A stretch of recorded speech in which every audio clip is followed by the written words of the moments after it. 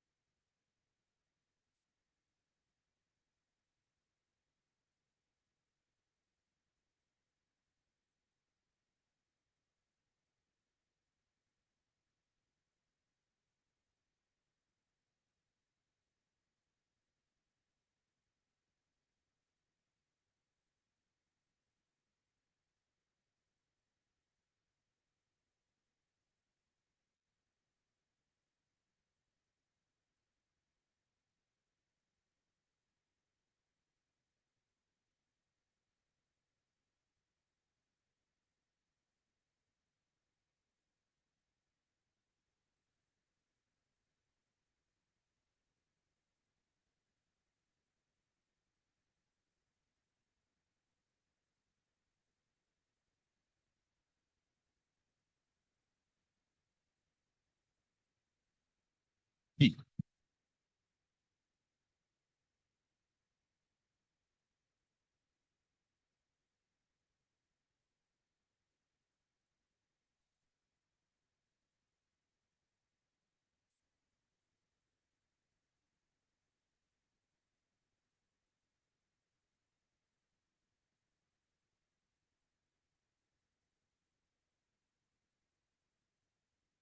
Tu? Tu?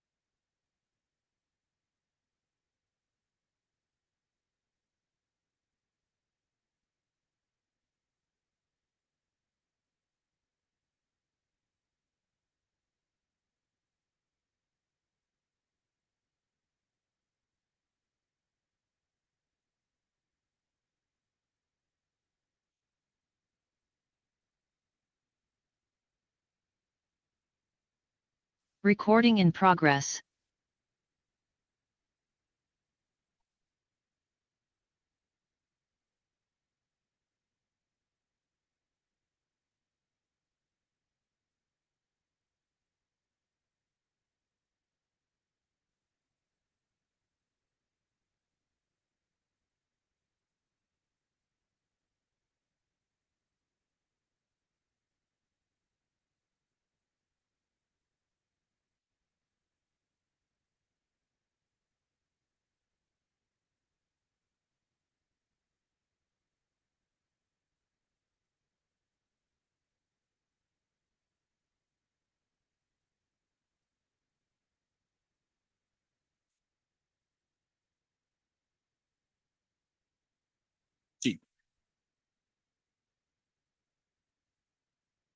Testing 1 2 1 2.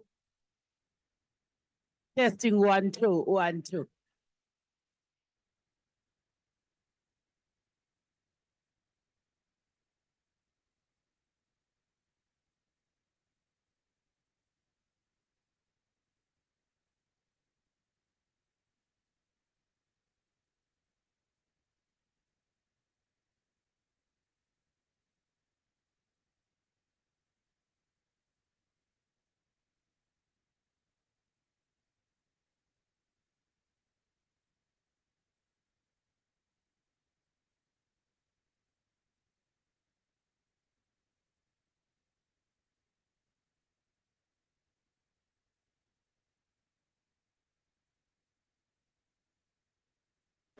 Good afternoon. Yes, I would like ma'am to check for me.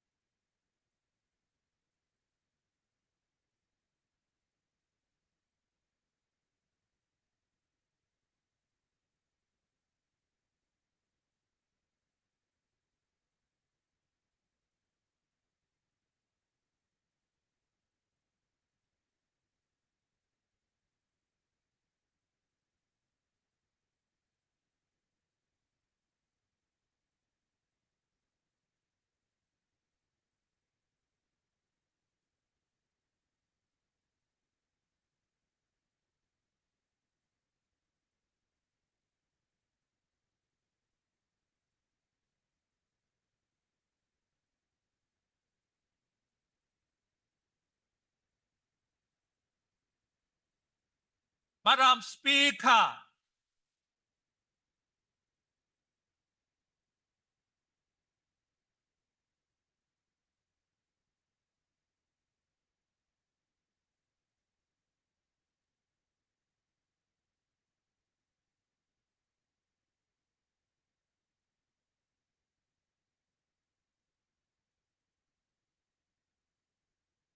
We'll now have a moment of silent prayer or meditation.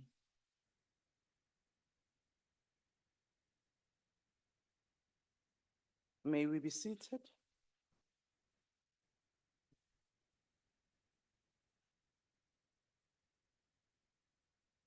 Thank you very much, honorable members.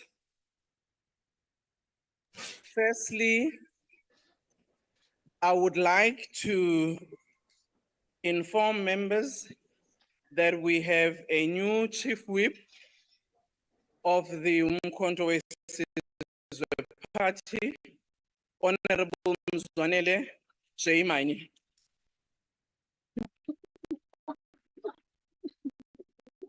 Order, honorable members. Order. Order. Honorable members. Honorable members. Ministers, order. Honorable members, today we are having answers to the questions posed to the president by members. I would just like to indicate to members that we have been requested by the presidency to have the auto cues that are here. As you know, that the president has been having the problem with his eyes. So I granted the permission. I just thought I needed to inform members. Thank you. Honorable members, the only item on the order paper is questions addressed to the president. There are 4 supplementary questions on each question. Parties have given an indication of which questions their members wish to pose a supplementary question to. Adequate notice was given to parties for this purpose. This was done to facilitate participation of members who are connecting to the sitting through the virtual platform. The members who will pose supplementary questions will be recognized by the presiding officer. In allocating opportunities for supplementary questions, the principle of fairness, among others, has been applied. If a member who is supposed to ask a supplementary question through the virtual platform is unable to do so due to technological difficulties, the party whip or duty whip will be allowed to ask the question on behalf of their member or any member allocated by the party concerned. When all the supplementary questions have been answered by the president, we will proceed to the next question on the question paper. Honorable members, this morning, we took note of the concerns raised by members that particularly when we're on virtual and even beyond virtual, at times it's not easy to know what was the original question that has been asked to the president. People just see the president answering. Now they don't know what was the question posed, Mr. President, because they don't have the order paper that we have. So we've devised some means temporarily that I will read what was the question to you, so that even those that are at home, they will know what was the question that was posed. The first question has been asked by the Honorable MJ Maswangani. And the first question is about developing the Sovereign Wealth Fund and its benefits for the majority of the people of the Republic. Honorable the President.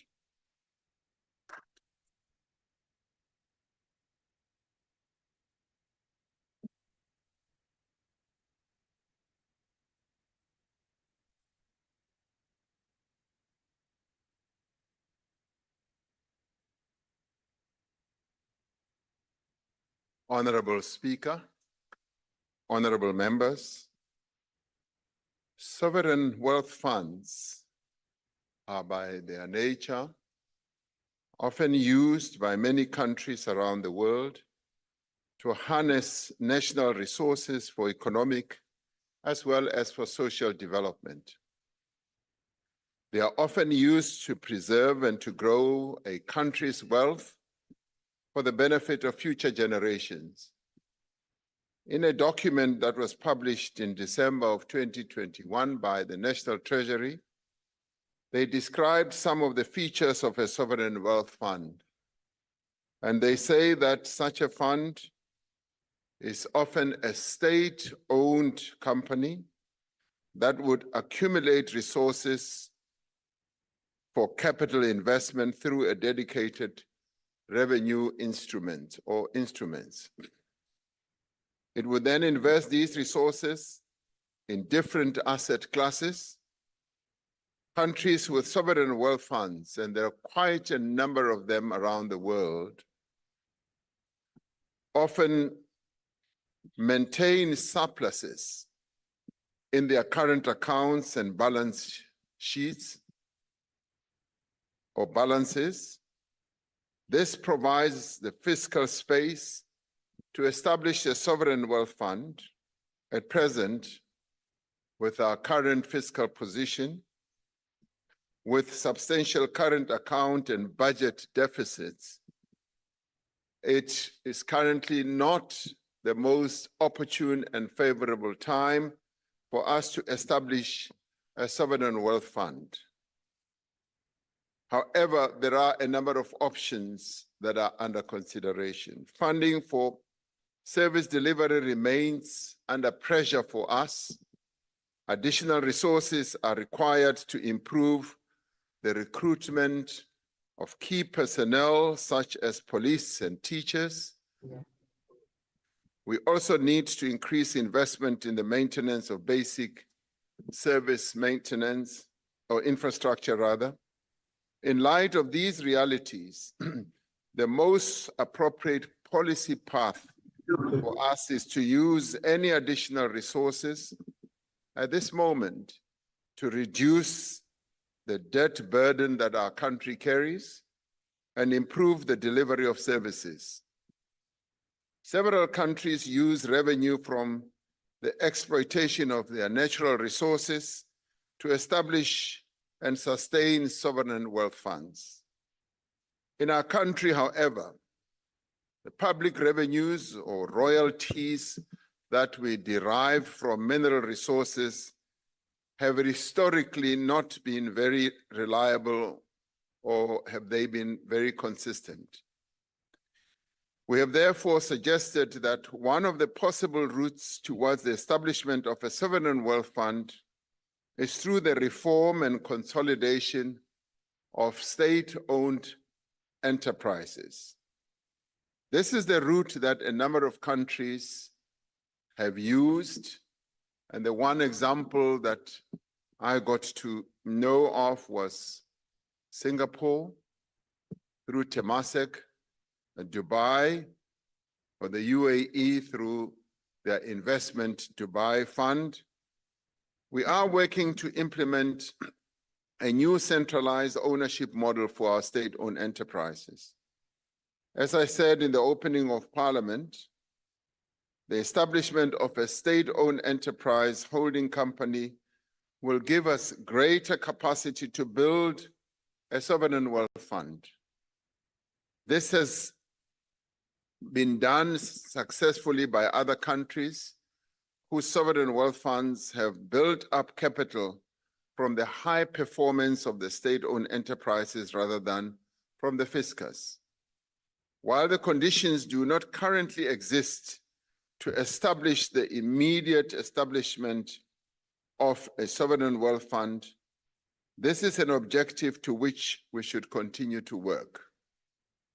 Such a fund could help to ensure that the national wealth of our country is effectively used to support economic and social development for years to come. Madam Speaker, I thank you.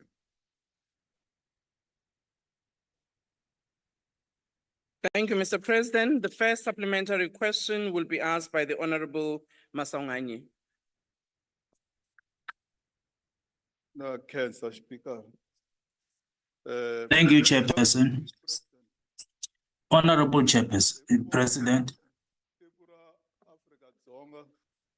noticing that South Africa as a country has many resources, mineral resources, and realizing that other countries use these resources. Don't you see that as a rich country, we should be able to use these resources to create sovereign wealth fund? The mineral resources, we understand that we must our nature.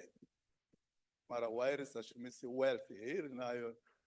Yeah, the mineral resources with sovereign wealth fund. Thank you, Honorable President. Tatani Maswanganyi na Khensa swinene. Honorable Maswanganyi, thank you very much. With your question, looking at our mines, many of our mines are in the hands of private investors. Since the inception of mining in the country, a lot of mines were never mines that belong to our government. Our government only source out funds through tax The royalties. and also through royalties. Royalties are a special tax paid by mines. Adding this up, there's money that is going to be able to create a sovereign fund. from other countries, they made it possible that they own the mines. They created something which made it possible for them to own mines. So in our case, we started when the mine started in 1867. We started in that fashion so that the mines are under investors, so that our government only receive tax from the royalties that we receive.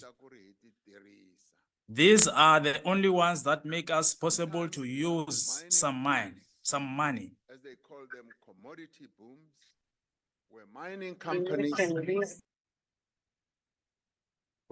companies do earn quite a lot of money, and the taxation thereof is quite substantial. But so are the royalties. And the royalties are what could be used to also accumulate the sovereign wealth fund.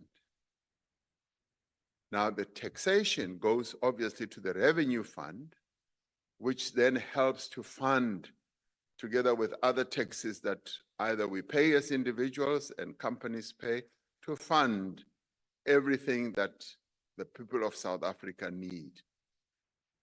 By agglomerating various state-owned enterprises that are obviously going to start working better as we move on and make quite a lot of profit, we argue that that gives us the platform and the foundation to build a sovereign wealth fund. Rather than take money from the fiscus, money that is always utilized to fund a whole range of initiatives that government embarks upon, it would be good to set aside money, some of which could come from royalties, and some of which could come from the profits that these companies make. That would then help to build a sovereign wealth fund. Other countries have used it successfully.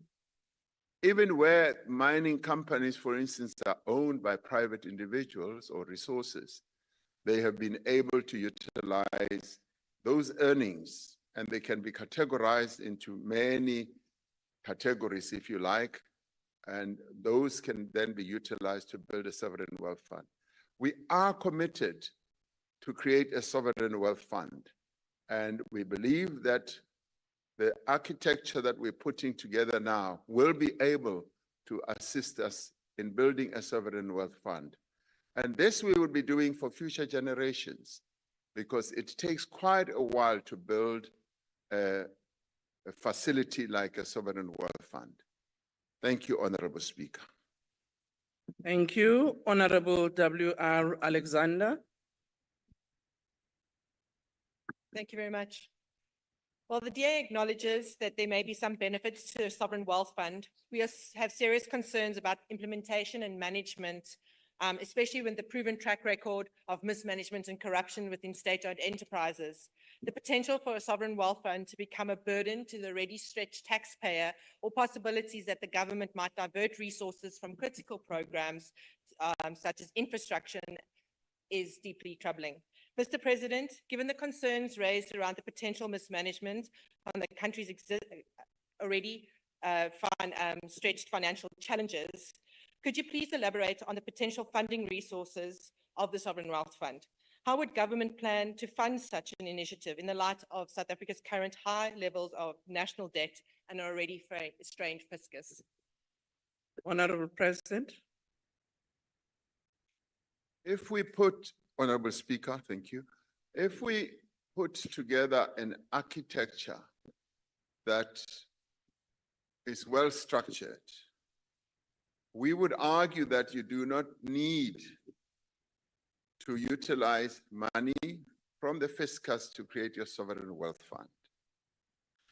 So therefore, the concern that you have that there would be a tax burden on taxpayers to create a sovereign wealth fund would not apply. Because as I said in my opening reply, what you would do is to use the proceeds that would come from the assets that the government holds or the state owns as it flows through dividends and other processes. In that way, you then begin to aggregate a sovereign wealth fund. Now, we do have what you could argue is a fund, a big fund, and it is the biggest on the continent, the Public Investment Commission. That, in a way, is similar to what you could say sovereign wealth fund. And to the extent that it is a sovereign wealth fund, it is owned by pensioners, the people who work for government. And that has gone way beyond 7 trillion, and it is the largest on our continent. To my recollection, the concern that you have about money being wasted and being corrupted, there hasn't been such. It is well run, and it invests its money very, very effectively in bonds, in equities, and it also supports economic development by funding a number of business development projects. So that is well managed. Now, what we would seek to do is from the proceeds of state-owned enterprises, we would then build a sovereign wealth fund. And I'd like to believe that with good corporate governance processes, the money should be well managed and akin to what we have been doing through the PIC up to now. So I don't really see much of a difference. What would the money be used for? The money would be used for, yes, economic development. Sovereign wealth funds are often used for that. And in some cases, they even declare dividends to the state, to National Treasury, so that National Treasury can then carry on with its other normal funding activities. Thank you, Honorable Speaker. Honorable WM3. Thank you, Speaker. Mr. President, it is well known that a sovereign wealth fund has the ability to improve the well-being and the standard of living of the citizens in the country which develops such a fund. Some 12 African countries rather, have already established a sovereign wealth fund, which puts South Africa in a position behind our African counterparts. South Africa is well endowed with natural mineral resources, and this should be used not only to grow our economy, it should also be used to protect our citizens from both endogenous and exogenous shocks, financial shocks to our economy. Now, Mr. President, with South Africa facing a deficit on our national budget, debt to GDP of over 74%, and as well some failures in implementing what you would call for the structural reform that our economy needs, how do you intend to overcome these impediments and others which serves as deterrents to a sovereign wealth fund? Honorable President. Thank you, Honorable Speaker. As I said, the establishment of a sovereign wealth fund is a process. And I think we have gone now beyond talking about our wish and our desire to establish a sovereign wealth fund.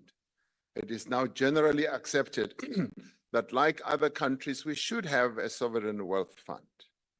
And I was giving the example of the sovereign wealth pension fund that we have created over time, over a number of years, which is the PIC. But that one is owned by pensioners, people who work for the state. We now want to create a sovereign wealth fund which will be owned by all the people of South Africa. Now, as I said, one of the best ways, and right now it is the most efficacious way to set up the Sovereign Wealth Fund is through having a state-owned enterprise holding company, which will then be able to draw dividends from its well-operating state-owned entities. A number of countries have done so. And Dubai Investment Fund is one of those. And indeed, the Singapore one and many other countries are able to draw dividends from those well-operating companies that operate in good industries and that make money. And the money then goes into the Sovereign Wealth Fund. Now, yes, we have a deficit. We have a debt burden. And obviously that has to be funded through the taxation process that's underway or borrowings. Now, the Sovereign Wealth Fund will be funded through dividends that will flow from our state-owned enterprises. Right now, many of our state-owned enterprises are in the doldrums. We accept that. And processes are underway to reposition them. And when they are repositioned, and this will take time, we will then be able to draw dividends from those.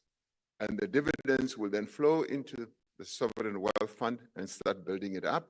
And it will then have a developmental approach to assist in developing our economy. So that is the broad architecture. And that's why I say we've now gone beyond desire and wish. We are now getting into building the nuts and bolts of how this Sovereign Wealth Fund could operate. Thank you, Honorable Speaker.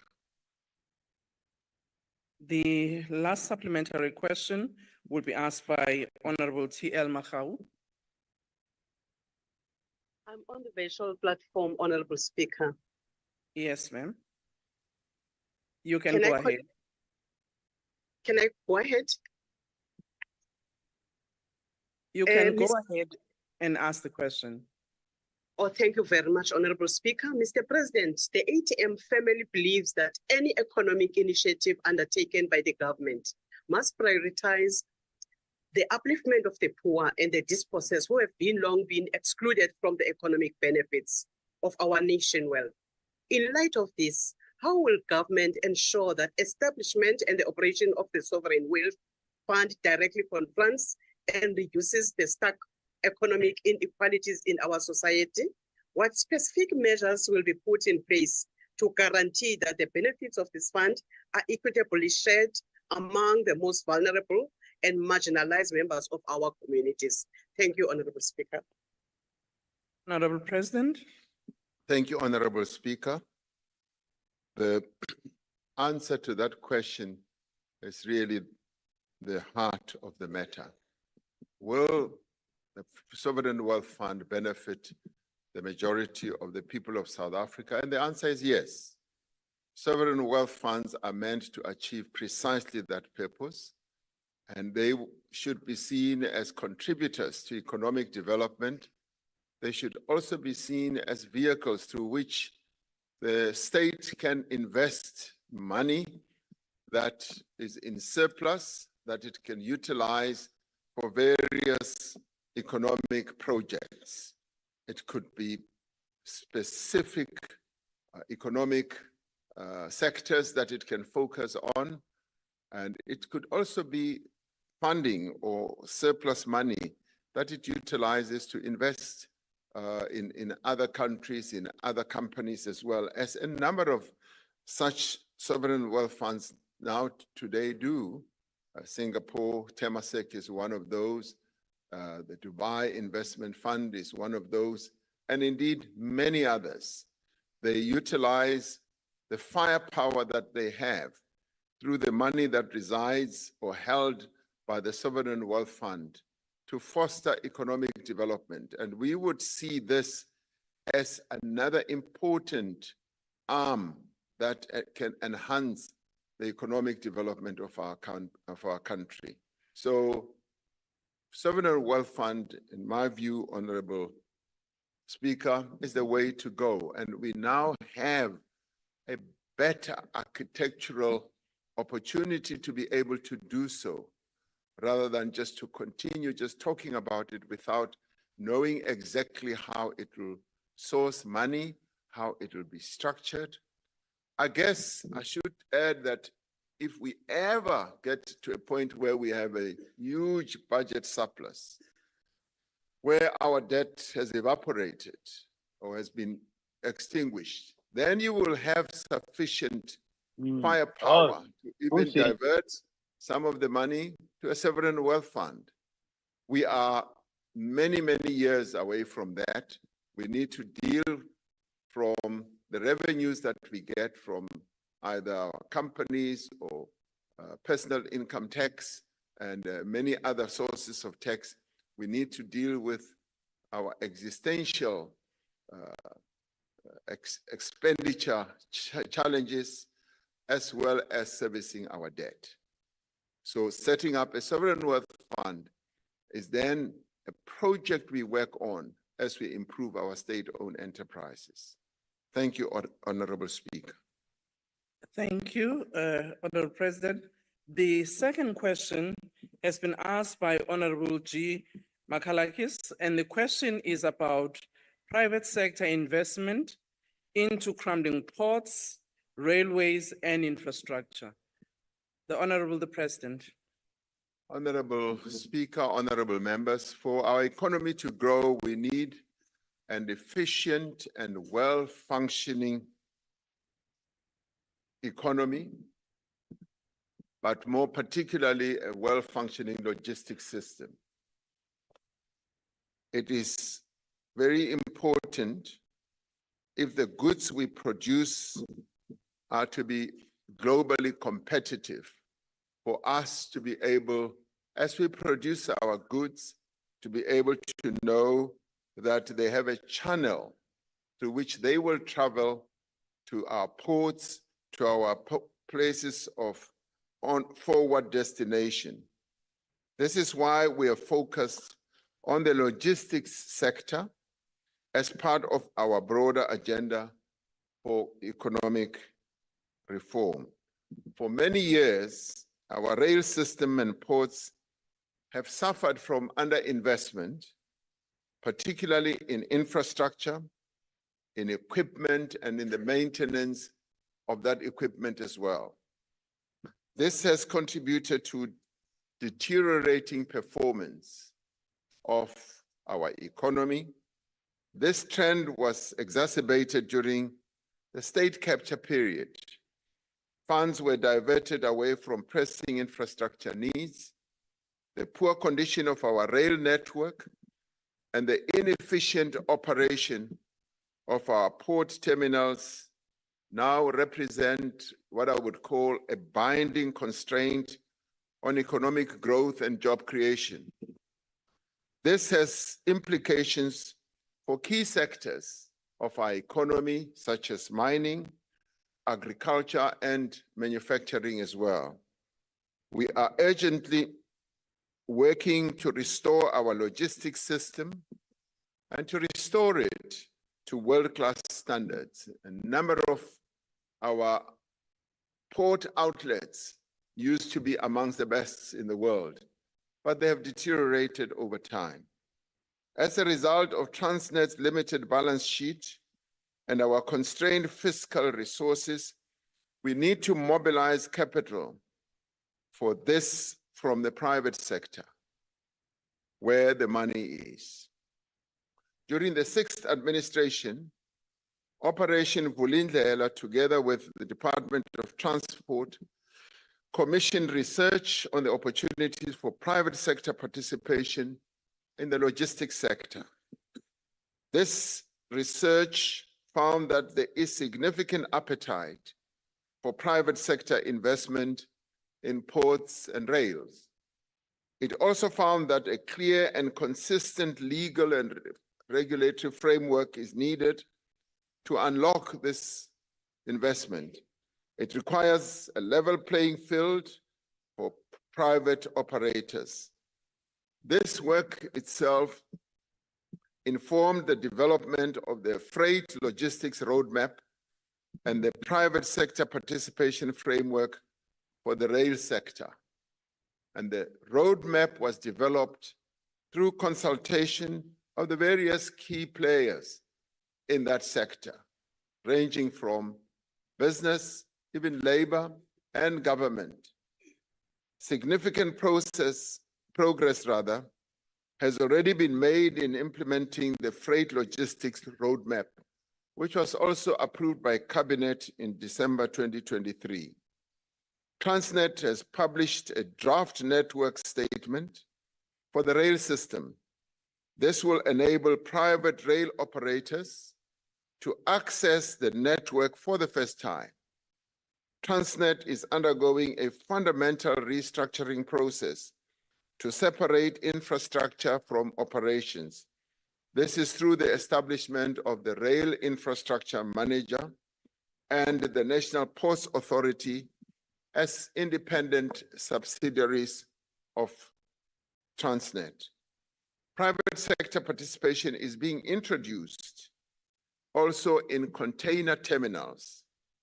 This is starting with an equity partnership between Transnet and an international terminal operator for the Durban Pier 2 container terminal.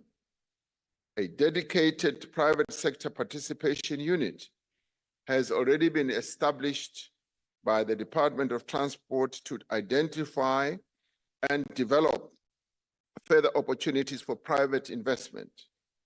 These opportunities would be realized through concessions, joint ventures, as well as other models.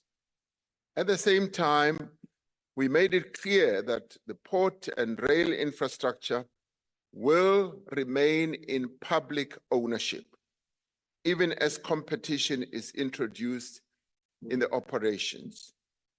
We are therefore very clear that this is not a process of privatization.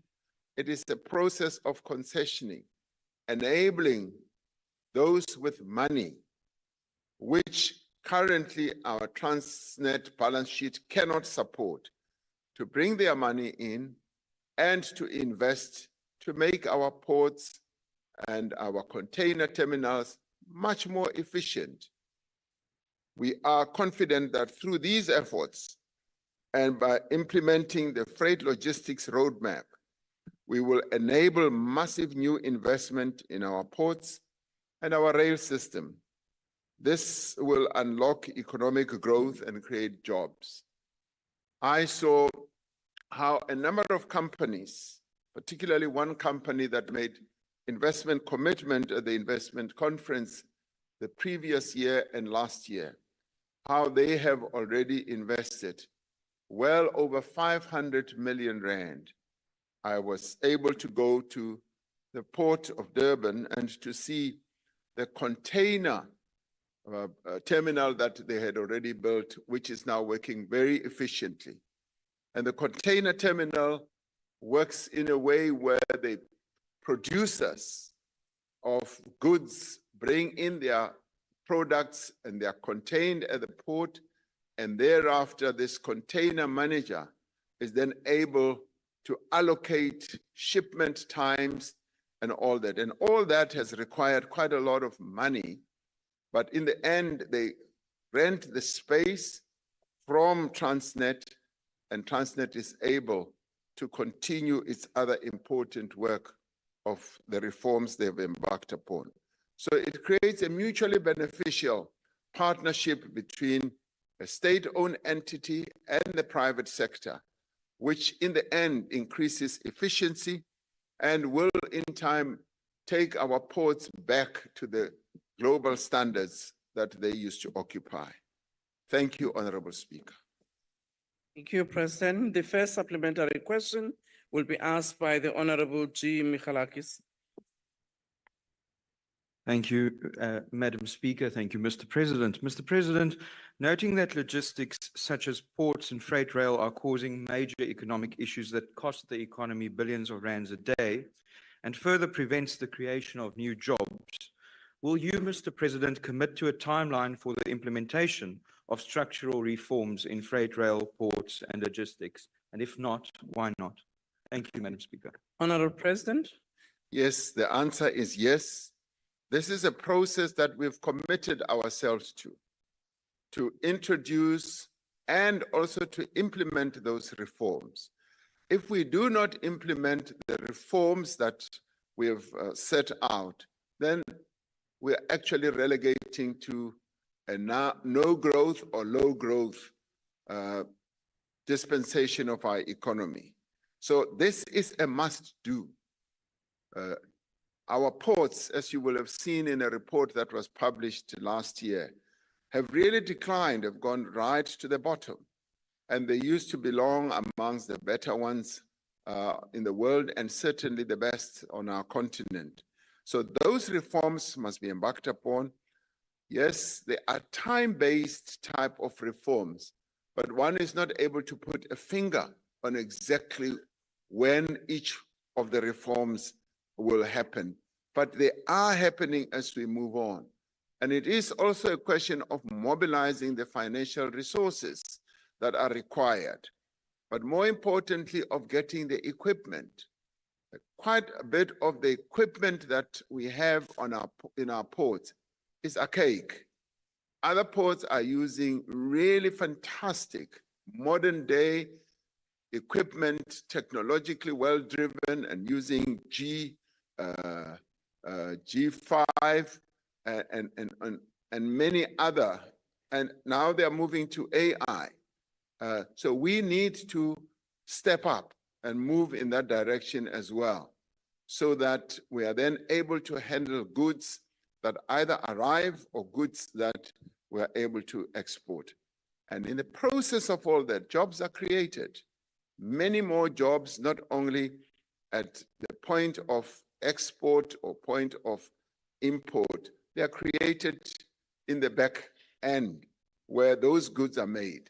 Because once we improve our logistics, a market is created and more goods are then able to be made as entrepreneurs and businesses have a sense that we've got a channel that works. Right now, with the decline of our rail capacity, we used to export, for instance, 82 million tons of coal. We've now gone down through our Richards Bay coal terminal. We've gone down to 40, 50 million tons. Now, it's the improvements that we have to make on our rail to enable locomotives to come back and be able to transport. So the miners mine the coal, mine the iron ore, and mine all these. They lie fallow in their yards because there's no way that they can be transported efficiently and on time. So the reforms that we have embarked upon are meant to correct all this and to make sure that our logistics system works better and we are able to export and indeed to import goods as much as we possibly can.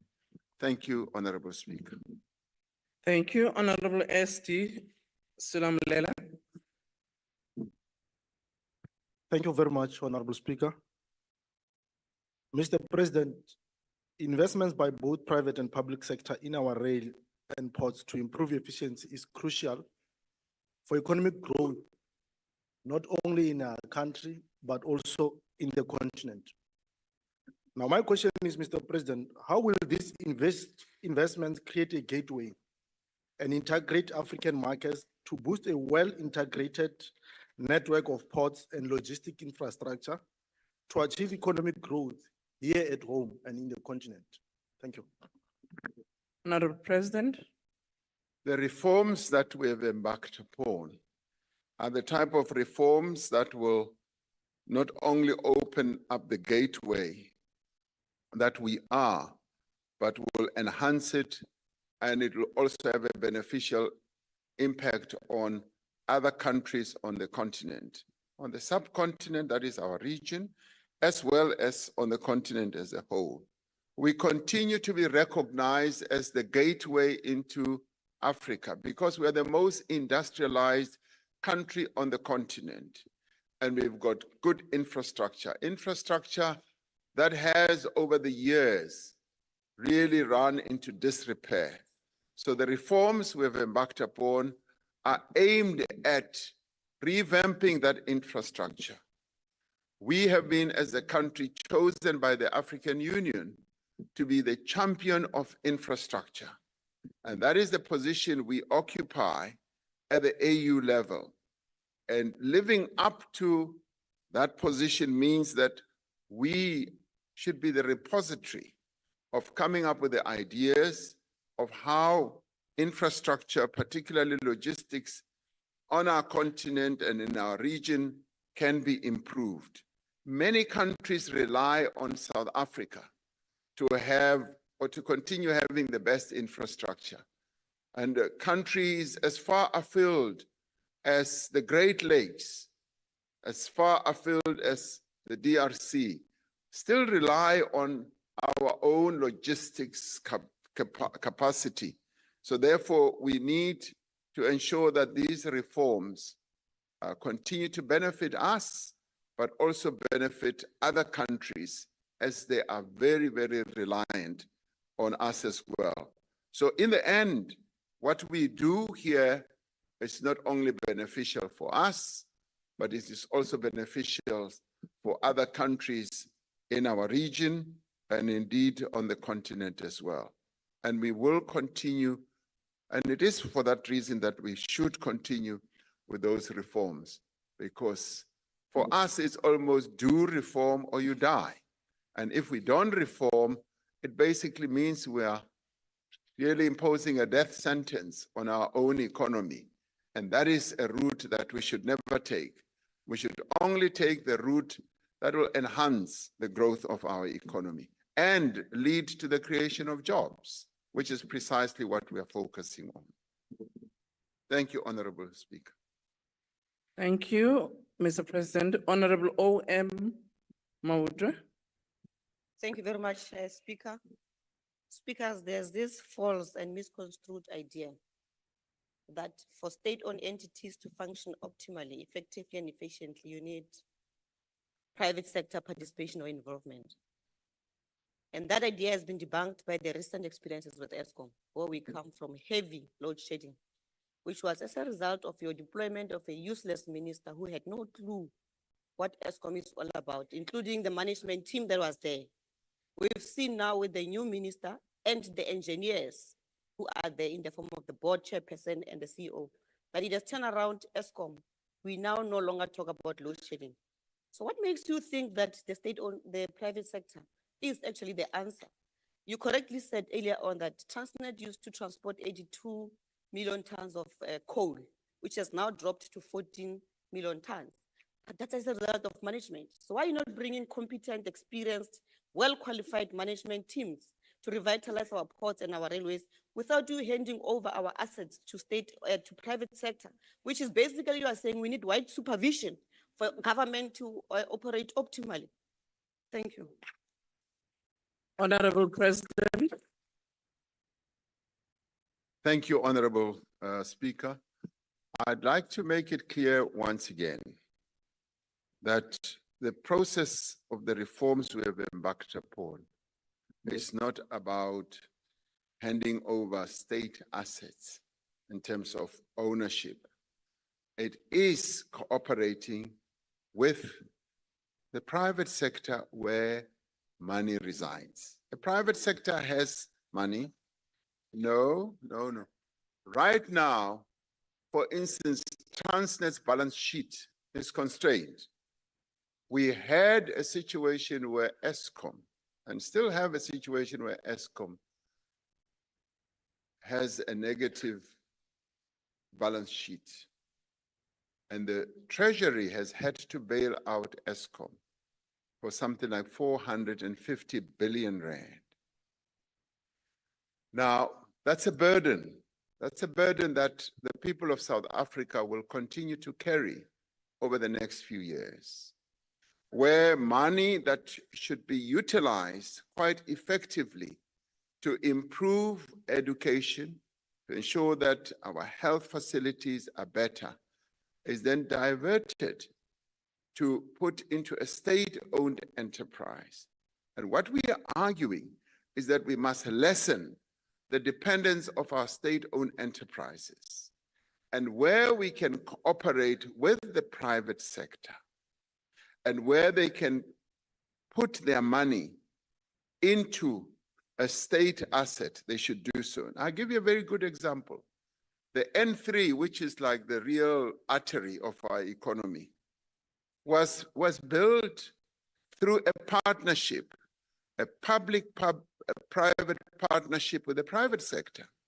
They helped us build that road. And their concession will soon be coming to an end, and the road, the entire road, that is the N3, will then be handed over to government. Now, that's a smart partnership. And what we are saying is that develop smart partnerships. What we would have had to do, the fiscus would have had to lay out quite a lot of billions of rands to build the N3. And the private sector was ready to come. Now, I think last year I did say that I went to Beitbridge. And I went to the Zimbabwe side of Beitbridge, having been to our side of Beitbridge. Our side of Beitbridge is quite a sad situation to look at.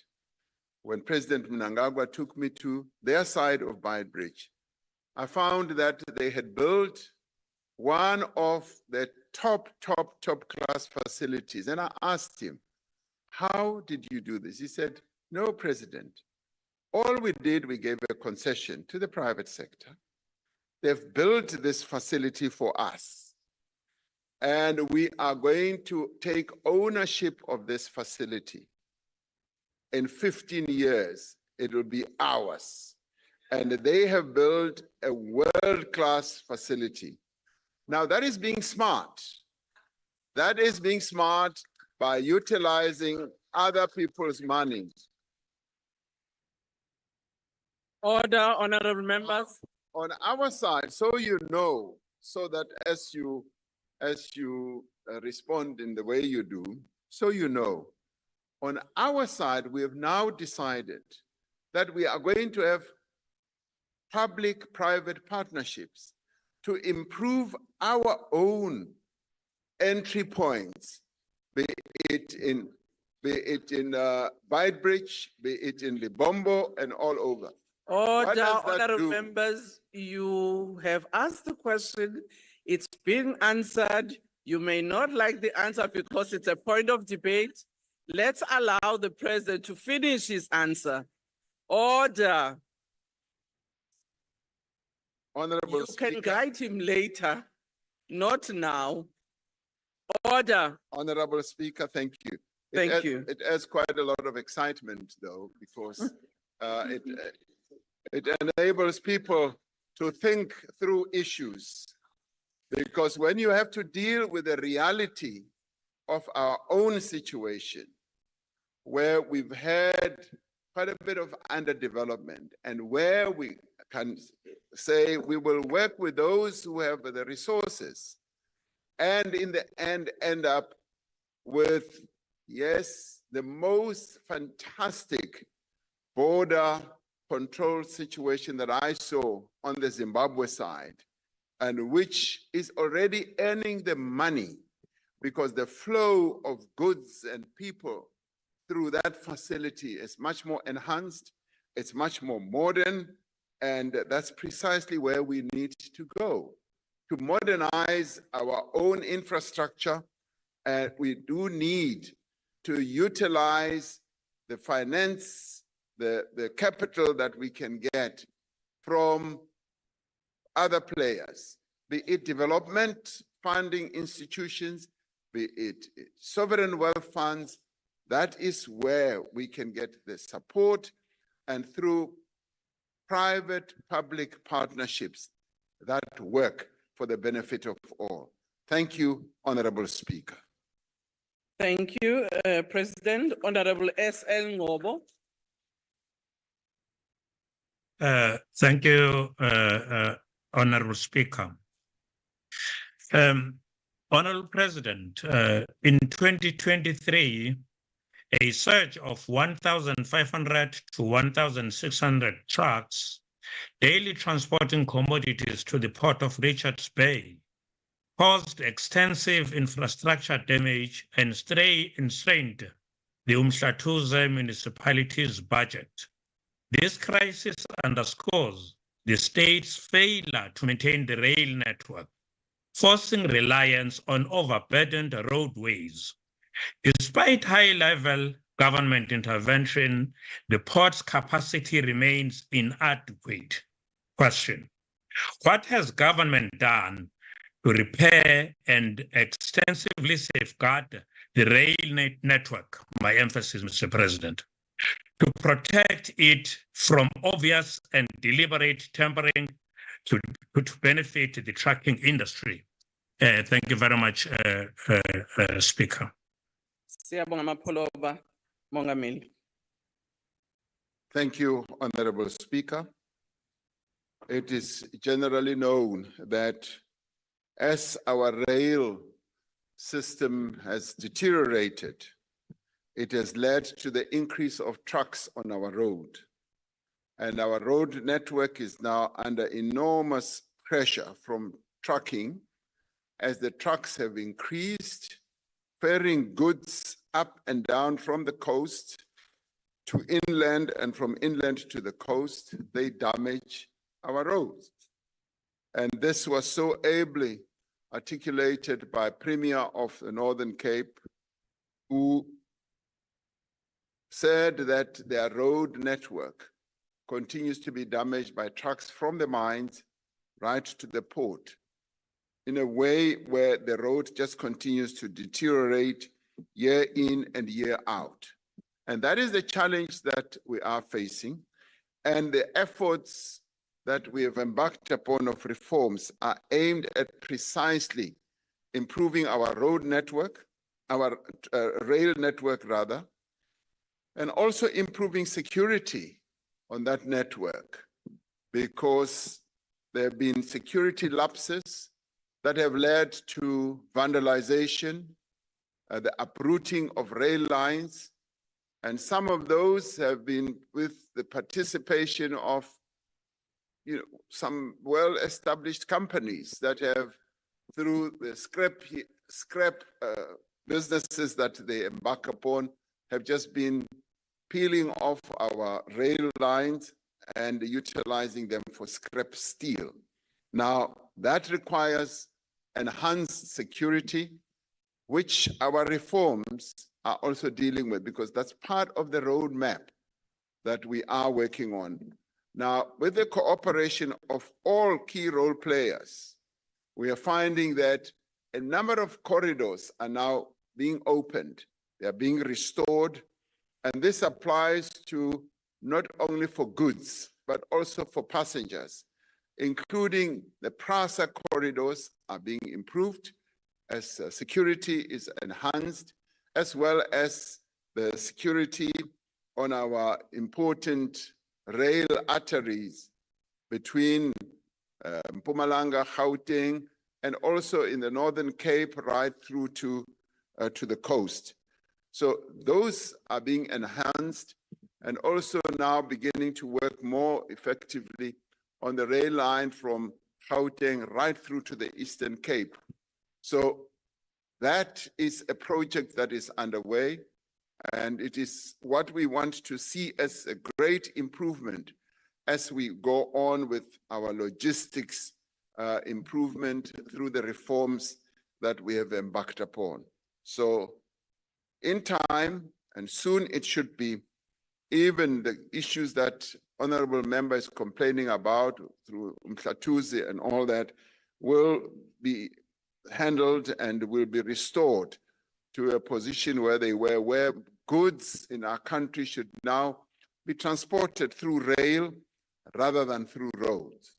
And of course, the road users, the trucking industry has seen a gap and an opportunity which they have taken up, but it is also damaging the roads, and therefore we need to ensure that there's a good balance, and the balance should be more tilted towards utilizing our rail rather than our road.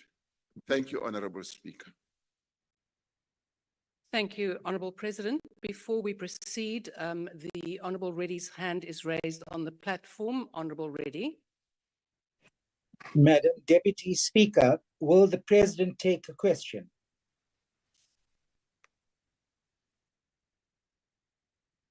Honourable Reddy, in terms of the rules, members, order members, I will deal with this matter.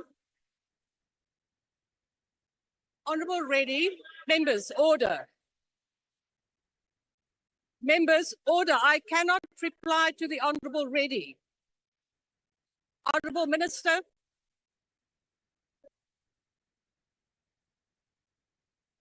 Honourable Ministers on my right-hand side, could you please calm down? Mr. President, please take your seat. I would like to respond to the Honourable Reddy. I do know that you are a new member, and in terms of the rules, we do not allow questions in or on the time of questions. You had the opportunity to submit questions in writing. So I would also request your newly appointed Chief Whip to guide you in terms of the rules of Parliament. Thank you. Honourable members, we now proceed. Could I please have order from this side of the House? We are now proceeding to question 3. Question 3 has been asked by the Leader of the Opposition. The question is about the promotion of African unity, self-determination and alignment of the government's foreign policy interests. The Honourable the President. Thank you, Honorable Deputy Speaker. Honorable members, Africa stands at the center of our foreign policy. We are firmly committed to strengthening the African Union, SADC, as well as an instrument or as instruments of peace, stability, integration, and development in our region as well as on our continent. Our country plays a leading role on several continental platforms and issues. We are, for example, the chair of the Presidential Infrastructure Champion Initiative, as I said. We are currently the AU champion on pandemic prevention, preparedness, and response. South Africa has been working closely with other countries towards the full implementation of the Africa Continental Free Trade Area. This is set to eliminate trade barriers and to boost intra-African trade and to advance prosperity for all on our continent. And we continue to work within the African Union to end several ongoing conflicts on our continent and to restore constitutional and democratic government to countries that have recently experienced coups. We are currently involved in supporting the people of Mozambique, the people of the Democratic Republic of the Congo, South Sudan, and other countries to enhance and to ensure that there is peace and stability on our continent. As the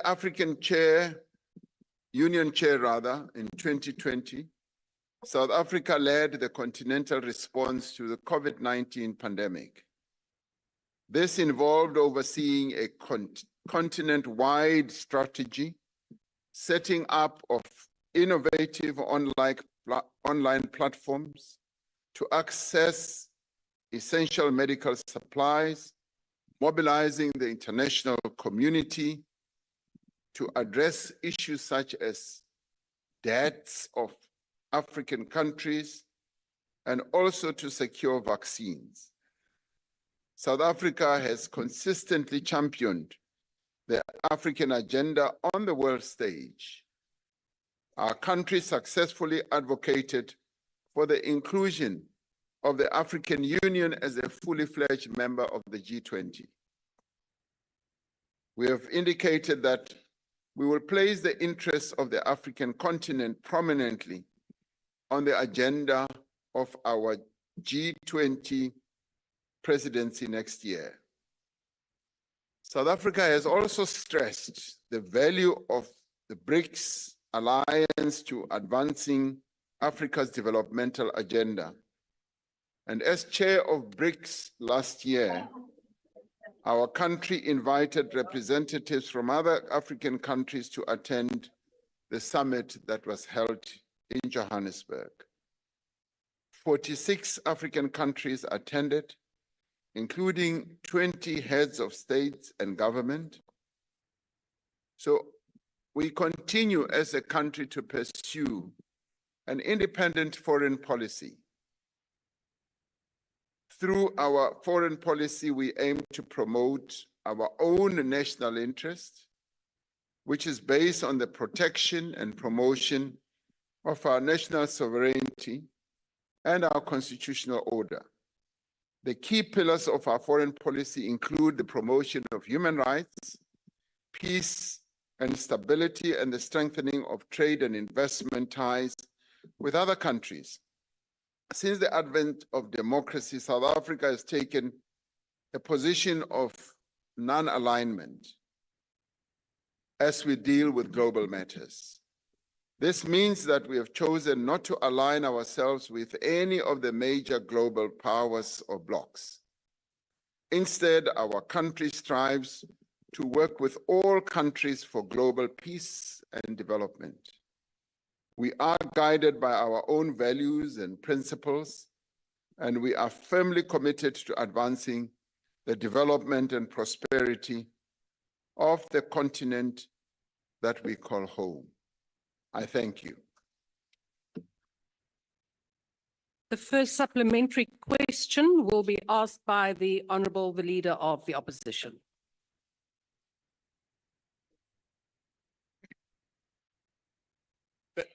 Thank you, Madam Deputy Speaker. Mr. President, the question is this: what is your administration doing to support the implementation of the ruling of the International Court of Justice in respect of the Israeli-Palestinian issue, particularly in the light of the ongoing brutality in the area? The Honourable President. Thank you, Honourable Deputy Speaker. As the Honourable member knows, we have continued to take action at the International Court of Justice. Having initiated the action last year, we've continued to approach that court with further pleas and submissions to the court to make further rulings and to tighten up what they ruled in our favor last year. And in doing so, we've been fortunate to be joined by a number of other countries that have voiced and articulated their support for the case that South Africa initiated. We are now in the process of preparing almost a 500-page case, which will be presented to the court, where we will be taking steps to prove that what we had approached the court on last year is the reality that Palestinians are living under, where we will be submitting not only video proof, photographic proof, but also great witness to our assertion that a genocide is unfolding and underway in Gaza. All this, as the honorable member would know, is being done to not only support the people of Palestine, but to ensure that we live up to our own values and principles of respect for human rights and for justice, but also to continue arguing that the only solution that there can be for the horror that is unfolding in Palestine is when Palestinians will be granted the opportunity to have their own independent state and have self-determination, and to have a state of Palestine installed and established, where they will also live side by side with the state of Israel. Now, all these matters are various initiatives that we continue to take, including the very matters that some of the members are shouting about now. These are matters that, as the government, we are in the process of dealing with.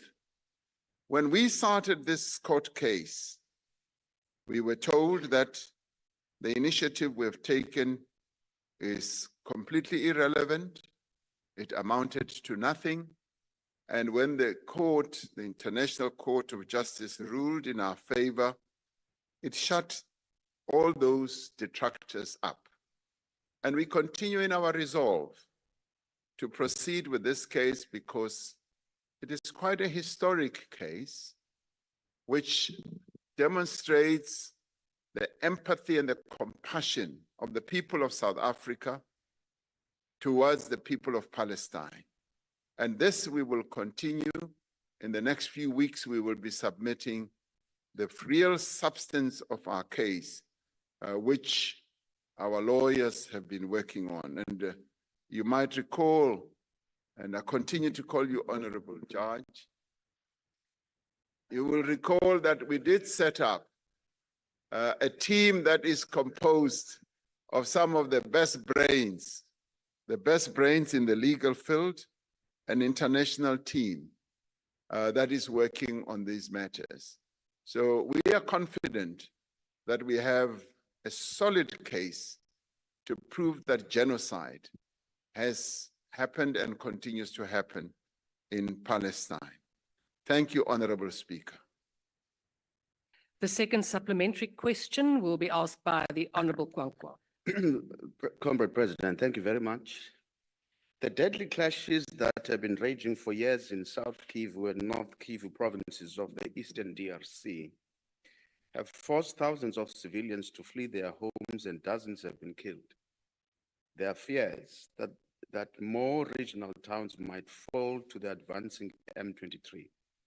President, the question is this: whether in line with aspiration number 4 of Agenda 2063 of building a peaceful and secure Africa, South Africa has considered pushing for an AU-facilitated DRC Peace Summit, which would combine the Luanda and Nairobi processes that are currently underway into one, as a way of finding a lasting solution to the conflict and resolving the diplomatic crisis between Rwanda and the Democratic Republic of Congo. Thank you, sir. The Honorable President, Thank you. yes, proceed. Thank you, Honorable Deputy Speaker. Yes, our country remains committed to ensuring that there is a peaceful outcome to the conflict that is raging in the Eastern DRC. 2 weeks ago, I traveled to Angola to meet President Lorenzo, who brokered a ceasefire between the DRC and Rwanda.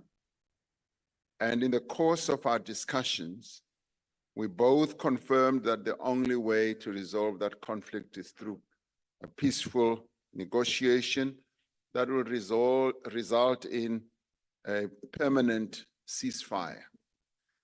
We were grateful that the two countries have agreed to cease the fire. I'm informed that that ceasefire continues to hold, and there are preparations underway to hold a process that will combine both the Nairobi and the Luanda process in a way that we will be able to forge a permanent peace. Now, South Africa, as you well know, continues to be invested in this whole process of finding a peaceful solution.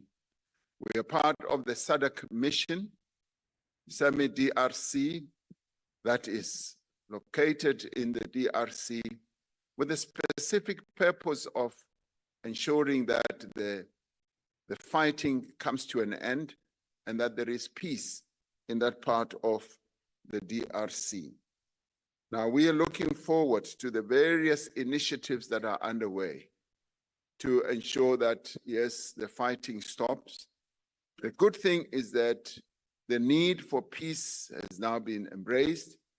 The other good thing is that there has been embraced that indeed there needs to be a get-together by the belligerent forces to get together to forge a peaceful settlement.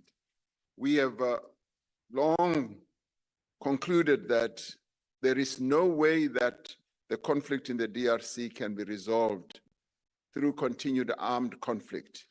It can only be resolved through a peaceful solution. And that is precisely what we are working on, both diplomatically, politically, and in other ways, engaging the various parties that are there. Earlier, I had traveled to Rwanda when they commemorated 30 years of the genocide that happened there. And in the course of that visit, I had extensive discussions with President Kagame, and the desire for peace was clearly expressed during our discussions. And thereafter, I also saw President Museveni, and the same was articulated. So we now have a rising consensus that we need to resolve that conflict through peace. The peace that needs to be installed will bring an end to the nightmare that ordinary people are suffering on the ground. And South Africa will continue to play a key role, as we have always done so since the time when President Mandela was president. We have sought to broker peace, and we will continue to do precisely that. And we'll be working through the various organizations or structures of the AU itself, its Peace and Security Commission, as well as the SADC, and where President Lorenzo is also leading the Luanda process. So we will continue being well connected and engaged with that whole process. Thank you, Honorable Deputy Speaker. Thank you, Mr. President. Honorable Manyi, you raised your hand. I will now recognize you. Yeah, thank you, Deputy Speaker. Deputy Speaker, you know, towards the end of last year, there was a spirited attempt, or rather a spirited effort to shape the rules of this House, and in order to improve decorum and all of that, so that we don't have a situation where when the president is addressing, then there's a whole flurry of point of orders and all of that. Now, if you have a situation where, despite those rules to try and maintain order in this House, you then have a president that was part of an impeachment process that now continues to mock our party leader here in Parliament. Honorable Manyi, that is. Yeah, the problem. The president That is cannot a question continue- of debate. It is The not president- a point of order. The president cannot continue to keep mocking our party leader as a judge when he knows that they participated in a process to unfairly impeach him. Now he impeaches him on the one side and he mocks him again. Honorable That Manyi. cannot be allowed. Honorable Yeah. Manyi, that is not a You are point of trying to order and ignore. it is dismissed. We will now proceed. Honorable Dlakude. Mr. President, we still have another point. Honorable Dlakude. Thank you very much, Honorable Speaker. The order on the order paper is questions to the President. It doesn't allow anyone to make statements other than the follow-up questions. So if the Honorable Manyi had something to say against the President, something to say, he must bring in the substantive motion to this House. Thank you very much. You are quite correct. That is the process, Honorable Manyi. If you do have a point to be made, it is a substantive motion, but in any case, I have dismissed that point. We will now proceed with the third supplementary question, and it will be asked by the Honorable Manyi.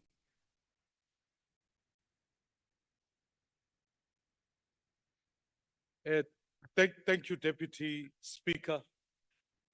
And Honorable President, firstly, I want to celebrate our stance as consistent since democratic history of our country on facilitating human rights in the continent. And I think we've taken a forthright and a strong position in this regard. What I am wanting to understand, Mr. President, is that beyond just proclaiming the statement, how do we reconcile our position in being able to meet with leaders such as Mr. Mohammed Hamdan Dagalo, who faces some serious allegations on the basis of allegations of genocide in the early 2000s, and now continues to wage war in Sudan? Equally so, Mr. President, South Africans were well treated to information about the fact that ZANU-PF were looking to advise during the elections to the South African government. Now, Mr. President, given that— Honorable Maimani, your time has expired, but you can complete your question in a sentence. So my question is, how do we move from merely speaking about human rights to condemning acts in Zimbabwe and— Order, members, the President cannot hear the question. Mr. President. Thank you, Honorable Deputy Speaker. I'd like to say to Honorable Manyi and indeed to Honorable Sope that if my reference to the title is offensive, I apologize and I withdraw.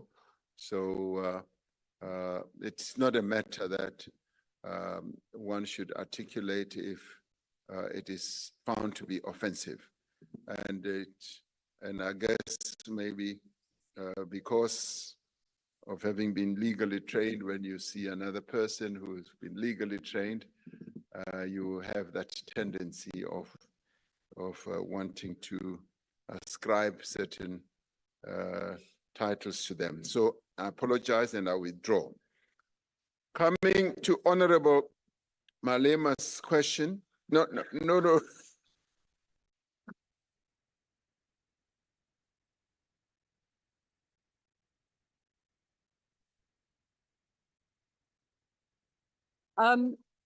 Honorable members, Honorable President, I have to remind you it was the Honorable Maimani's question.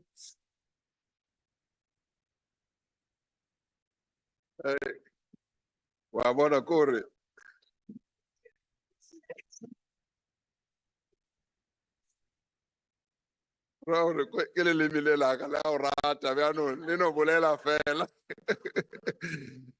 Honorable Maimani's question about why we would continue to meet people like General Dagalo. As a country, we've often said that in order to foster peace, we should be willing to meet those who are involved in conflict situations. And that has been the practice that even my predecessors have been involved in, where we are, as we broker peace amongst belligerent parties, we are prepared and willing to meet with them so that we are able to understand precisely what drives them, and also so that they can understand where we come from as we advocate for peace. So we believe that we should not say, we will not meet this one and we will only meet this one.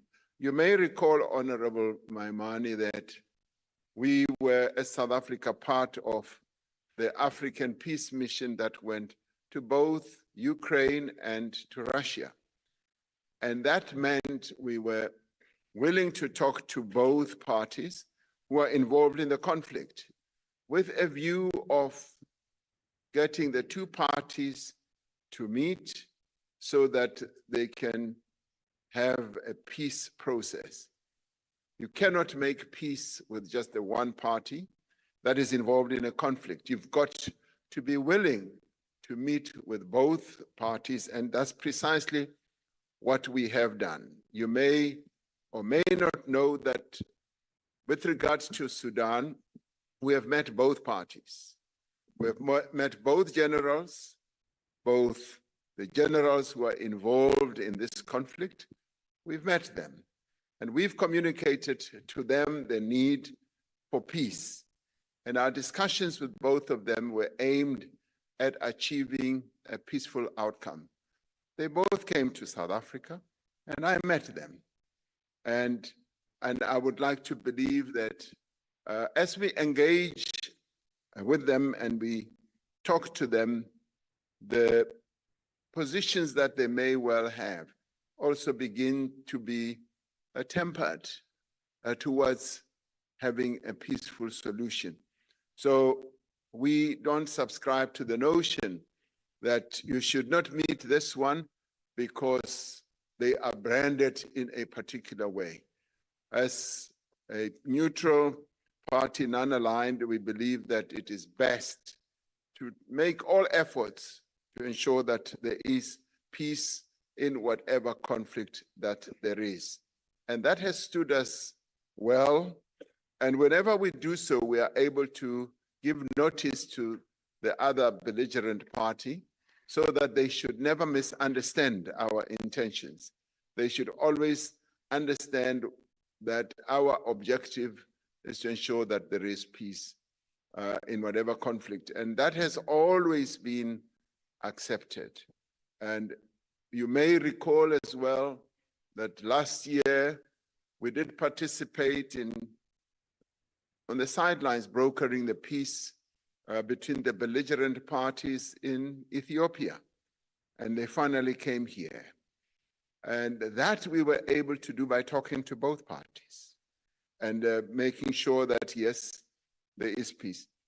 Even in the conflict in the DRC, we are working to talk to all the parties that are involved. So it is important that as we foster peace, we should be seen as an honest broker. We should be seen as a peacemaker who is willing to bring belligerent parties together. Thank you, Honorable Speaker. The last supplementary question will be asked by the Honourable Sali. Thank you, Madam Chair. Honourable President, please advise whether you are aspiring and ready to become Africa's brother, Muammar Gaddafi, Robert Sobukwe, Steve Biko, and Chris Hani, who all had clear visions for a United States of Africa under the banner of Pan-Africanism. I thank you. Honourable the President. If one understands and follows the policy trajectory that we have taken on foreign matters, on our foreign policy, it is really rooted around promoting Pan-Africanism, where we have, as a country, embraced the Pan-Africanism approach, if you like, philosophy, and where we have sought to be pro-Africa in everything that we do. And at times, we've often sounded like we are the most vociferous country in promoting Africa. We often see ourselves as being African first and advocating African interests. And it is for that reason that even during the COVID crisis that the whole world faced, we were focused on Pan-Africanism. We were focused on calling on the world, firstly, to reduce the debt that African countries had, to cancel the debt that African countries had, and to have standstill agreements on the repayment of the debt that African countries had. And in that regard, we were less advocating for ourselves, but more advocating more for Africa, African countries. And when it came, for instance, to PPEs, personal protective equipment, we were able to have a number of those items made ourselves here. But we advocated for our continent as a whole. to have better access to PPEs. And when it came to vaccines, our approach was full-blown Pan-African. And we were advocating for the continent as a whole, to a point where at times we put the interests of our continent even ahead of our own interests, because we do believe that we are inherently African and we need to promote the interests of the African continent. So in the end, whether we are judged as any of those that you referred to is a matter of those who will pass that judgment. But we know what we stand for. We stand for Africa, and we want to advance the interests of our continent. Thank you, Honorable Deputy Speaker. Question number 4 has been asked by the Honorable D.D. Pule. The question is about expanding market access for small-scale and previously disadvantaged farmers. The Honorable the President. Thank you, Honorable Deputy Speaker. The concentration of ownership, production, and market access in agriculture constrains the potential of our economy. It suppresses agricultural output and undermines growth and job creation. It also perpetuates the historical injustice of land dispossession. The Agriculture and Agro-Processing Master Plan is an important instrument to address this challenge.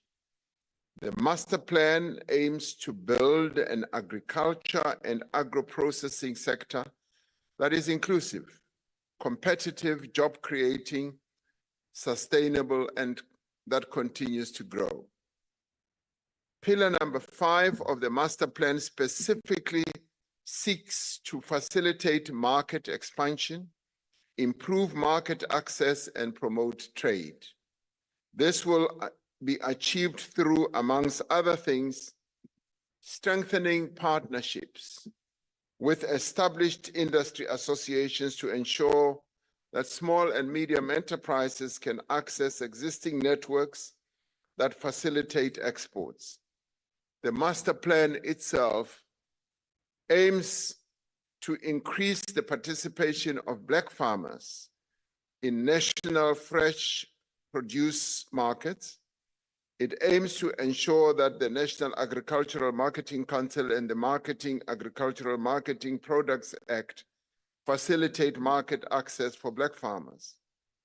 Government is working with the Perishable Products Export Control Board to assist small-scale and previously disadvantaged farmers in complying with food safety requirements. The ability of previously disadvantaged farmers to consistently supply the markets is also a result of low throughput. It is for this reason that the master plan has prioritized producer support as one of its critical pillars. This support includes financing and extension and advisory services. By 2030, the master plan aims to increase the share of Black producers in production of grains from 4% to 20%, in livestock from the current 32% to 40%, in fruits from the current 2% to 10%, and in vegetables from 15 to 29%. Given the extent of the challenge facing small producers, we welcome the provisional report of the Competition Commission's Fresh Produce Market Inquiry. We look forward to the publication of the final report and the recommendations that it will make for addressing market concentration in the agricultural sector. I thank you, Honorable Deputy Speaker. First supplementary question will be asked by the Honorable Pule. Thank you very much, Honorable Deputy Speaker. President Nakenza, Implementation of the agricultural and agro-processing master plan will result in greater economic inclusion, job creation and food security. Xivutiso xa mina President i xi ri, xana presidency yi ta pfuneta njhani ka ku hlanganisa ka swiphemu hinkwaswo leswo hambanahambana swa master plan ku tiyisisa ku humelela eka sekithara leswi nge hi xilungu coordination of the different elements to ensure the success in the sector. Thank you very much, President. Councillor Deputy Speaker. The Honourable the President. Nakenza, Honorable Pule.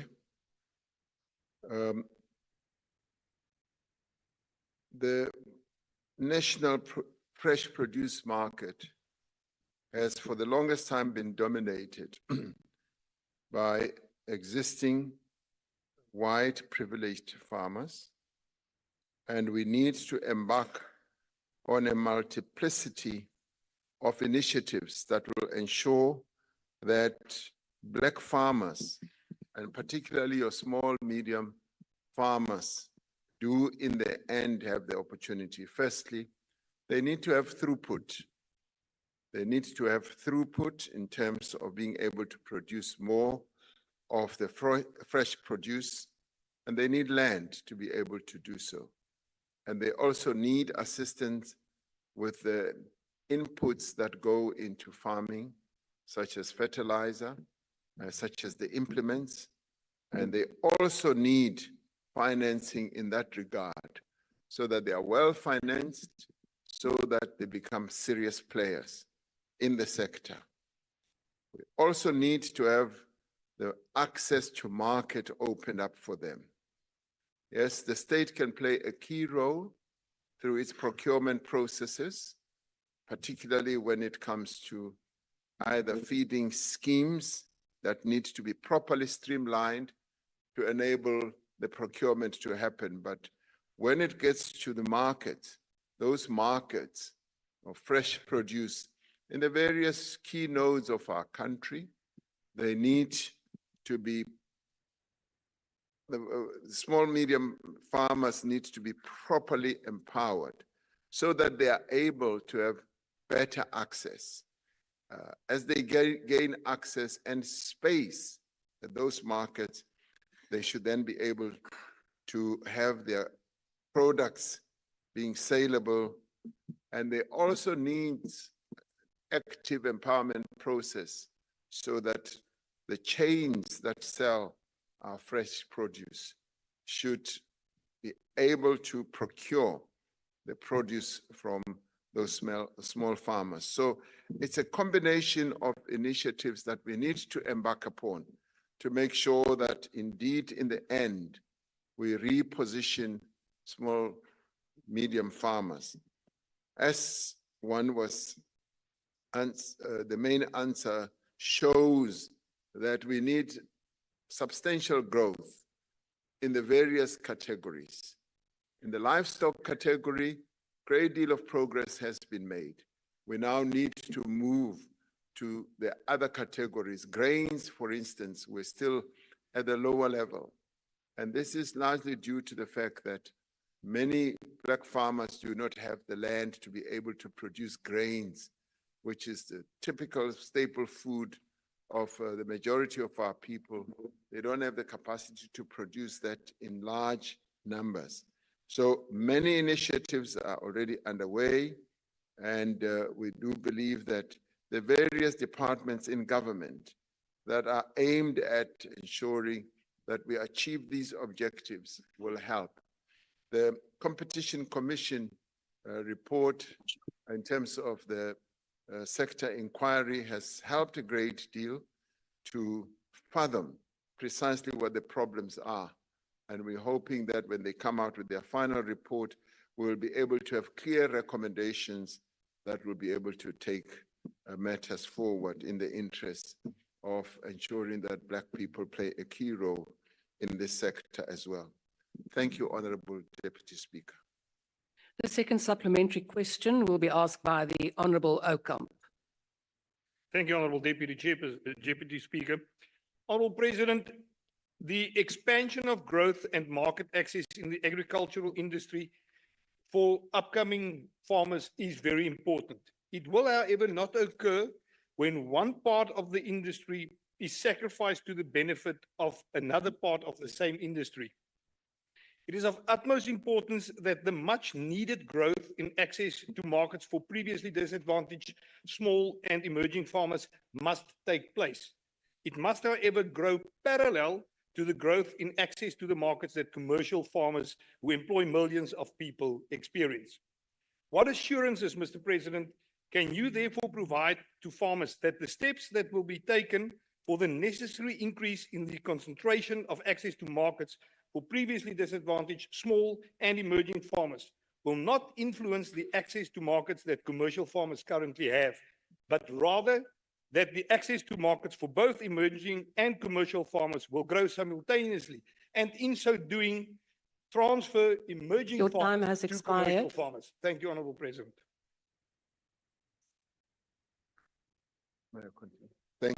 Thank you, Honourable Deputy Speaker. I think the operative word here should be opening up access to all. And that process, for instance, is already underway. And I give a very good example with the citrus industry. In the citrus industry, you've got the established farmers who are churning out quite a lot of citrus, but we've also got the emerging Black farmers who are also producing citrus. Now, as we advocate the opening up of the European market, we do so for both. We want to advance both, but we also want the existing farmers to give maximum support to the emerging farmers through the facilities that they have, for instance, pack houses. Emerging farmers don't have pack houses. There should be sharing of space and opportunity, for instance, in facilities or infrastructure facilities, such as pack houses, such as transportation as well. So if we can have both of them grabbing the opportunities that are given rise to, with the government obviously giving much more assistance to emerging farmers. And I think we need to be clear about that. The government will be biased towards assisting emerging farmers. And existing farmers must never think that this is being done at the expense of their continued success. So all must succeed at the same time, but with greater emphasis on government side to support those who were previously held back and who were previously not even allowed to play a key role.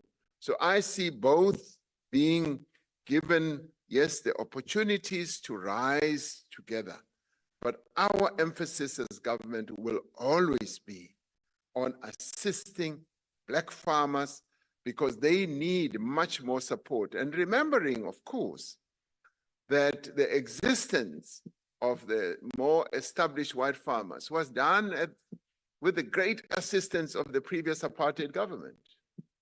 It was the apartheid government that propped them up, that put them where they are today. So their own responsibility must be, we must support those that were previously prevented. We must also accept that government is going to assist those more so that all of us are then able to rise. And it's not a question of saying we want to suppress the one so that the other should grow. We're saying all must be able to rise together. That is the approach of this government, because it is important that we should be able to have an economic system or sector in agriculture that promotes growth. But as we promote growth, the bias will always be towards those who were previously disadvantaged. Thank you very much. The third supplementary question will be asked by the Honourable Zibi. Thank you, Madam Deputy Speaker.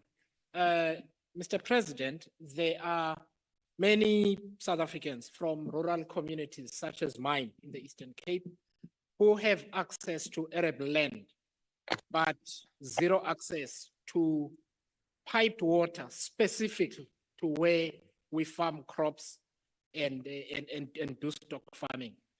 What measures is the government going to take to accelerate access to piped water, to stock and crop farming lands in rural areas, so that when these measures are taken to deconcentrate at the top, and when they are supported with modern farming methods, advice, and other equipment, they too can be part of the formal economy so that they can benefit from the deconcentration of the value chains. I thank you. The Honourable the President. Thank you, Honorable Deputy Speaker. Access to water for starters and access to piped water, even in the deep rural areas, is a very important objective that we have. And remembering that the current more commercial agriculture setup that we have in our country really grew because there was a great deal of support to your commercial farmers for channeling water for irrigation purposes to the places where they do their own trade or where they farm. So therefore, as we support emerging farmers, black farmers, we do need to lay emphasis on the key important resource in farming, which is water. And of course, the other one is finance, the other one is know-how or technical skills, which were eroded during the time of dispossession. We need to bring that back, and that is why we're also focusing on having extension officers trained so that they can increase the experience and the knowledge level of our people. So on water specifically, as a water scarce country, as we begin to deal with the challenge that our people, just in terms of their daily lives, not having sufficient water, we also need to address the water that they should have available for farming purposes. And that is why the farming and the water regulatory process is becoming more and more favorable to those who were previously disadvantaged. And of course, it has to deal with infrastructure. The infrastructure challenge of being able to go to a water source and being able to deliver water to where our people are is a key one. And that is where financial resources become a big determinant, but the willingness and the objective to do so is there. The Department of Water and Sanitation is committed to ensuring that we address this, but so in the end, other departments, for instance, agriculture, is also going to be focusing on ensuring that farming becomes an important, and as it is, an important aspect of our economic growth trajectory. And as we do so, we need to know and have a clear objective of ensuring that water, a key resource in farming, does become accessible to those farmers in the outlying areas. So as we address through water and sanitation, the whole process of giving water to our people by constructing dams and all that, we should be able to address the need that there is amongst our people in the rural areas for the delivery of water where they are, not only for living purposes, but also for commercial purposes. Thank you, Honorable Deputy Speaker. The last supplementary question will be asked by the Honourable Trollip. Thank you, Deputy Speaker. Honourable President, access to markets presupposes that there are commercially viable and marketable products available. The emerging agricultural sector that I worked in remains emerging, despite the targets that you've mentioned, due to the following: poorly performing comprehensive agricultural support program and its extension services, 50% underspending on the land development and support program, where hundreds of millions of rands have been lost. And this is compounded by the fact that no new dams have been built, crumbling road and rail infrastructure, the worst international ports productivity performance by our export ports, that compromises the quality and value of all perishable and livestock exports. And the banning of South African exports by neighboring countries is compounding this. What will be done differently to reverse these findings of the Auditor General that say that there is no culture shift in the department and that the legacy report of the past administration in agriculture has reported to the committee? They say nothing's changing, Honourable President. The Honourable President. Thank you, Honourable Deputy Speaker. Yes, the challenges are immense. I must admit that we face a number of challenges. The lack of support to emerging farmers has been the bane of our problems over quite a long time, and the absence of extension officers. One country that has done extremely well, as I got to know, is Ethiopia. They made it a point to train 40,000 extension officers, and having trained so many, that just revolutionized their agriculture and made agriculture a big contributor to their GDP. Now, we have been making steps or taking steps to increase the level of extension officers.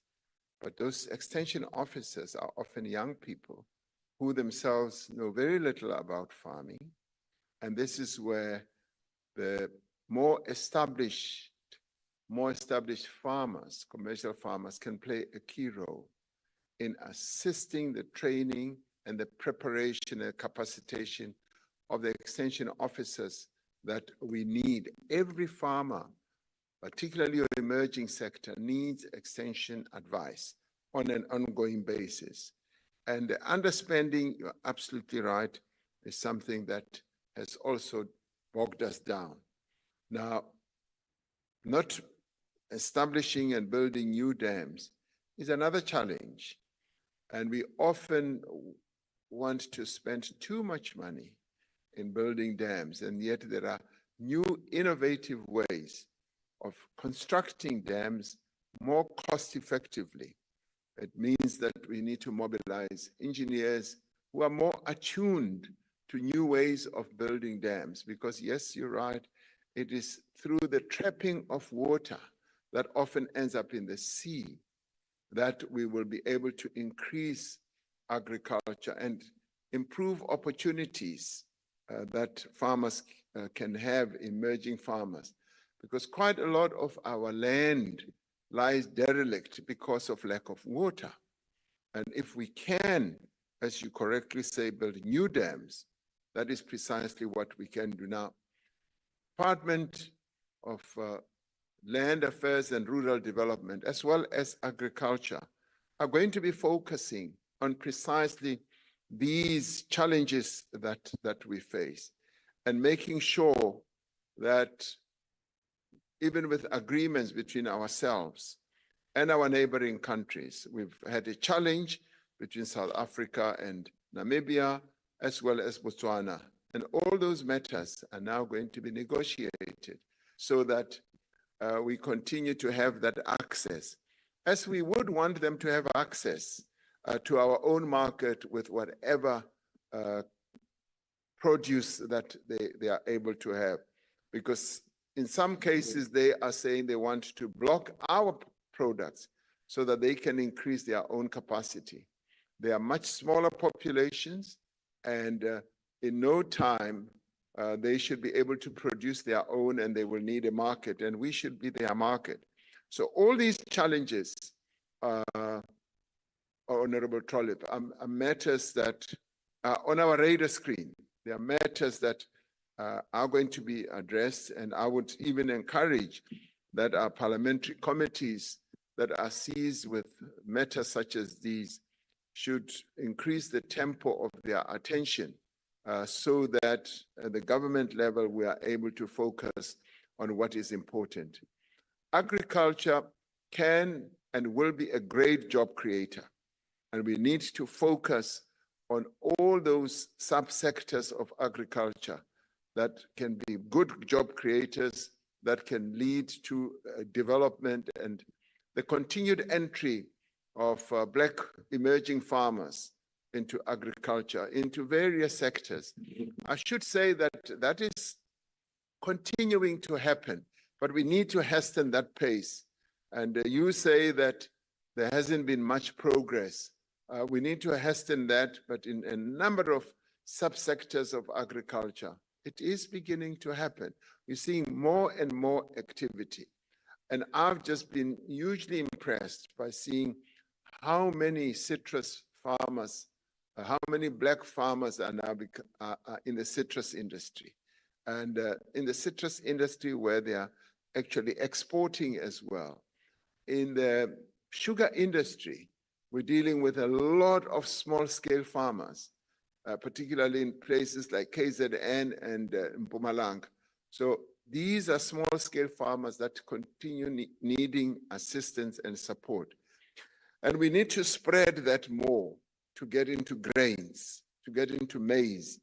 In livestock, there's a plethora of emerging Black farmers who are in livestock. So we do need to get into the other niche areas where Black farmers can participate well. Thank you, Honorable Deputy Speaker.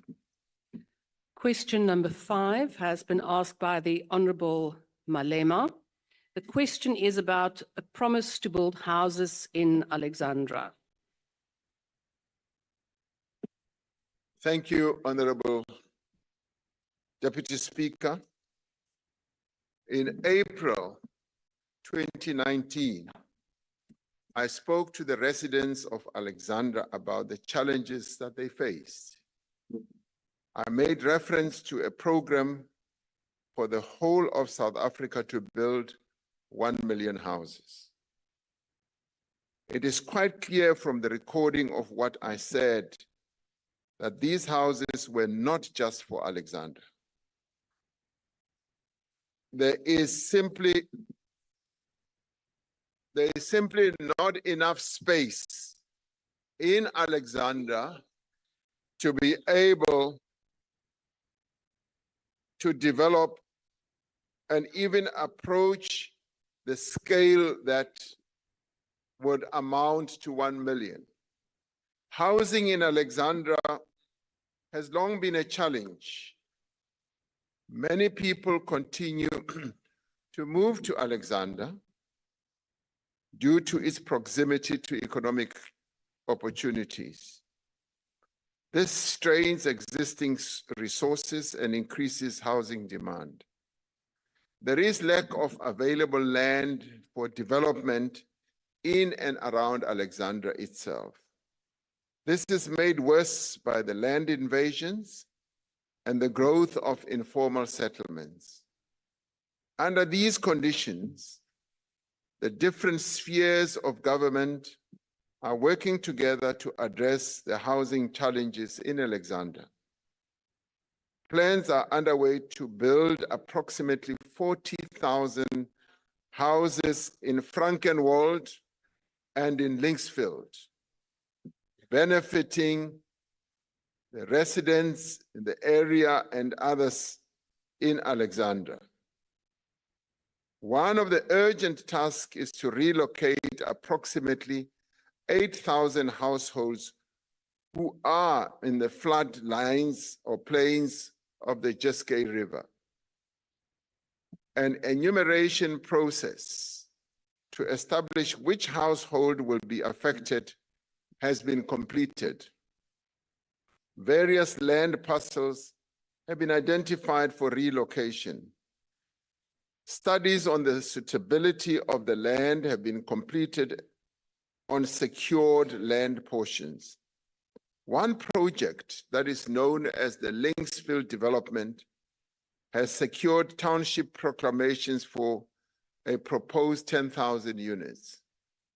The costing and engineering approvals have been obtained. Construction of social housing and open market units have also started. Another project, the Frankenwald development, is currently in the township proclamation phase, and it is projected to yield 30,000 units. The government is actively working to unblock and complete various stalled housing projects in Alexandra. Progress has been made on projects like Helen Joseph Hostel and Kwanobuhle Hostel, which with designs, approvals, and beneficiary administration processes that are underway. The City of Johannesburg has obtained an evacuation order to relocate households in flood-prone areas. Environmental assessments are underway to identify affected households, and efforts are being made to secure land for relocation. Units have been constructed in other smaller projects like the Marlborough Gardens, the Marlborough 2nd Avenue, and Madala Hostel. The specific challenges in Alexandra create a complex environment for housing development. These challenges require a multifaceted approach as well as collaboration between various stakeholders to overcome them. Now, progress is being made, and government remains committed to delivering housing solutions and improving the living conditions under which our people live in Alexandra. I thank you, Honorable Deputy Speaker. Before I give the Honourable Malema the opportunity to do the first supplementary question, there has been a request from members in the House that please make sure that if on your devices where you listen to the interpreting, if you're not using it, please tone down the volume because we can hear the sound the whole time. That is a request from members in the chamber. So the first supplementary question will then be asked by the Honourable Malema. Thank you very much, Deputy Speaker. I can see those guys who are working on your eyes are doing a good job because there is some improvement. President, it is leadership to admit when you have made a mistake. You can't come here and say you never promised the people of Alexandra 1 million houses. You said so. You said you are going to build 1 million houses for the people of Alexandra. And knowing you being a legally trained person, like you said, you are not an illiterate who just speaks without knowing what he's speaking about. And being a president, before you take a stage, your back office would have given you the necessary information which is relevant to this place where you are. So it is important that today you admit that you made a mistake because those people are dying. Some of them stayed at Stradler, and as a result, that land is not for human settlement. And when you created that impression, a lot of expectation was made. We're dealing with human beings here who've got feelings. And when a president speaks, they've got their expectation, high because they know it's not a lesser authority speaking. Our fighter was killed, Moshe Mphatlele, in Alexandra, fighting for people to occupy the containers, rightful people to occupy the containers. Because of that daily struggle of housing in Alex, now we've lost our honorary commissar during the battle for occupation of these containers. In his honor, and in the honor of the poorest, people who are sleeping with the rats, people who are staying in places where there is no proper sanitation and water, in their honor, I think it is a correct thing to say, I'm sorry, I've made a miscalculation, and I said 1 million houses instead of 40,000 houses. Because to say you have not said it, you are now becoming a professional politician who can just say this today and turn against it tomorrow, and it's business as usual. So Honourable with Malema, little you have resource to left, conclude. with the little numbers that you have now, maybe this will help you to regain some confidence. Alexander, thank you. The Honourable the President.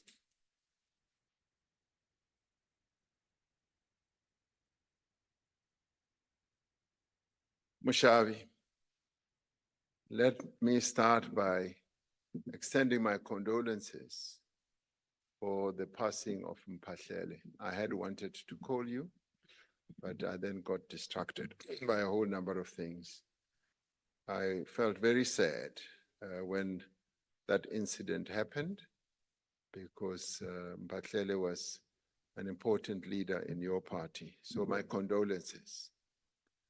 In addressing precisely the point that you are making, we took care to go back to that recording and listened to it.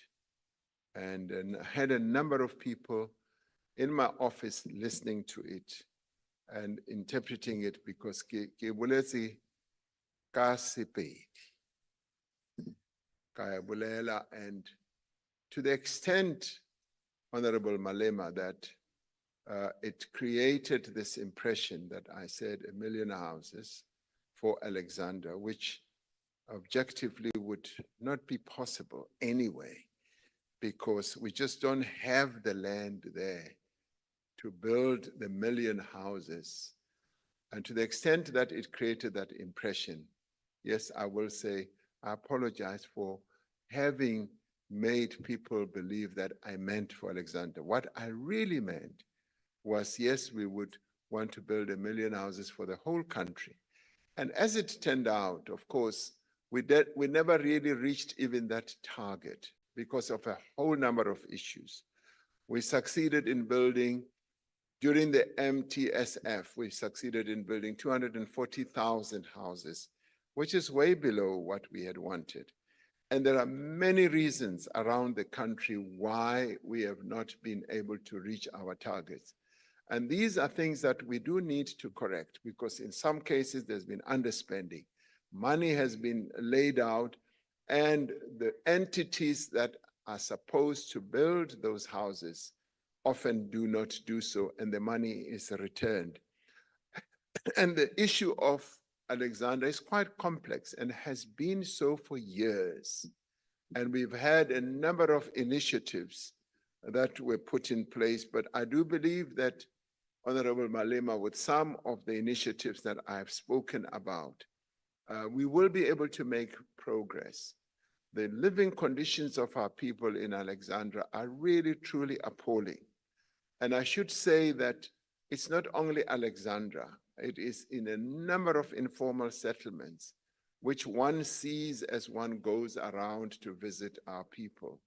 And you can see that they live with rats, they live where there are no facilities, and this imposes a huge responsibility on us as government to improve the living conditions of our people.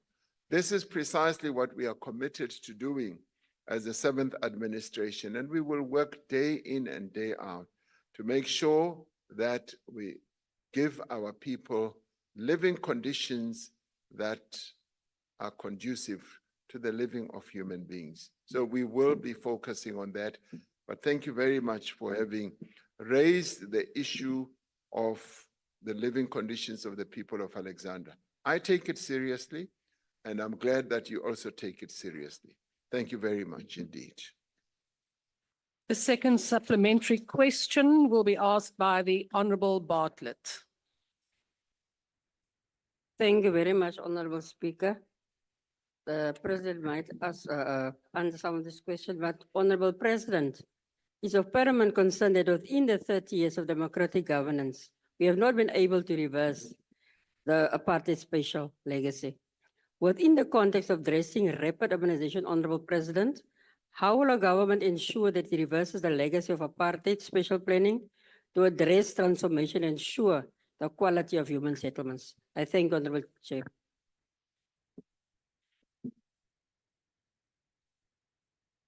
Honourable the President. Thank you. Honourable Deputy Speaker, thank you.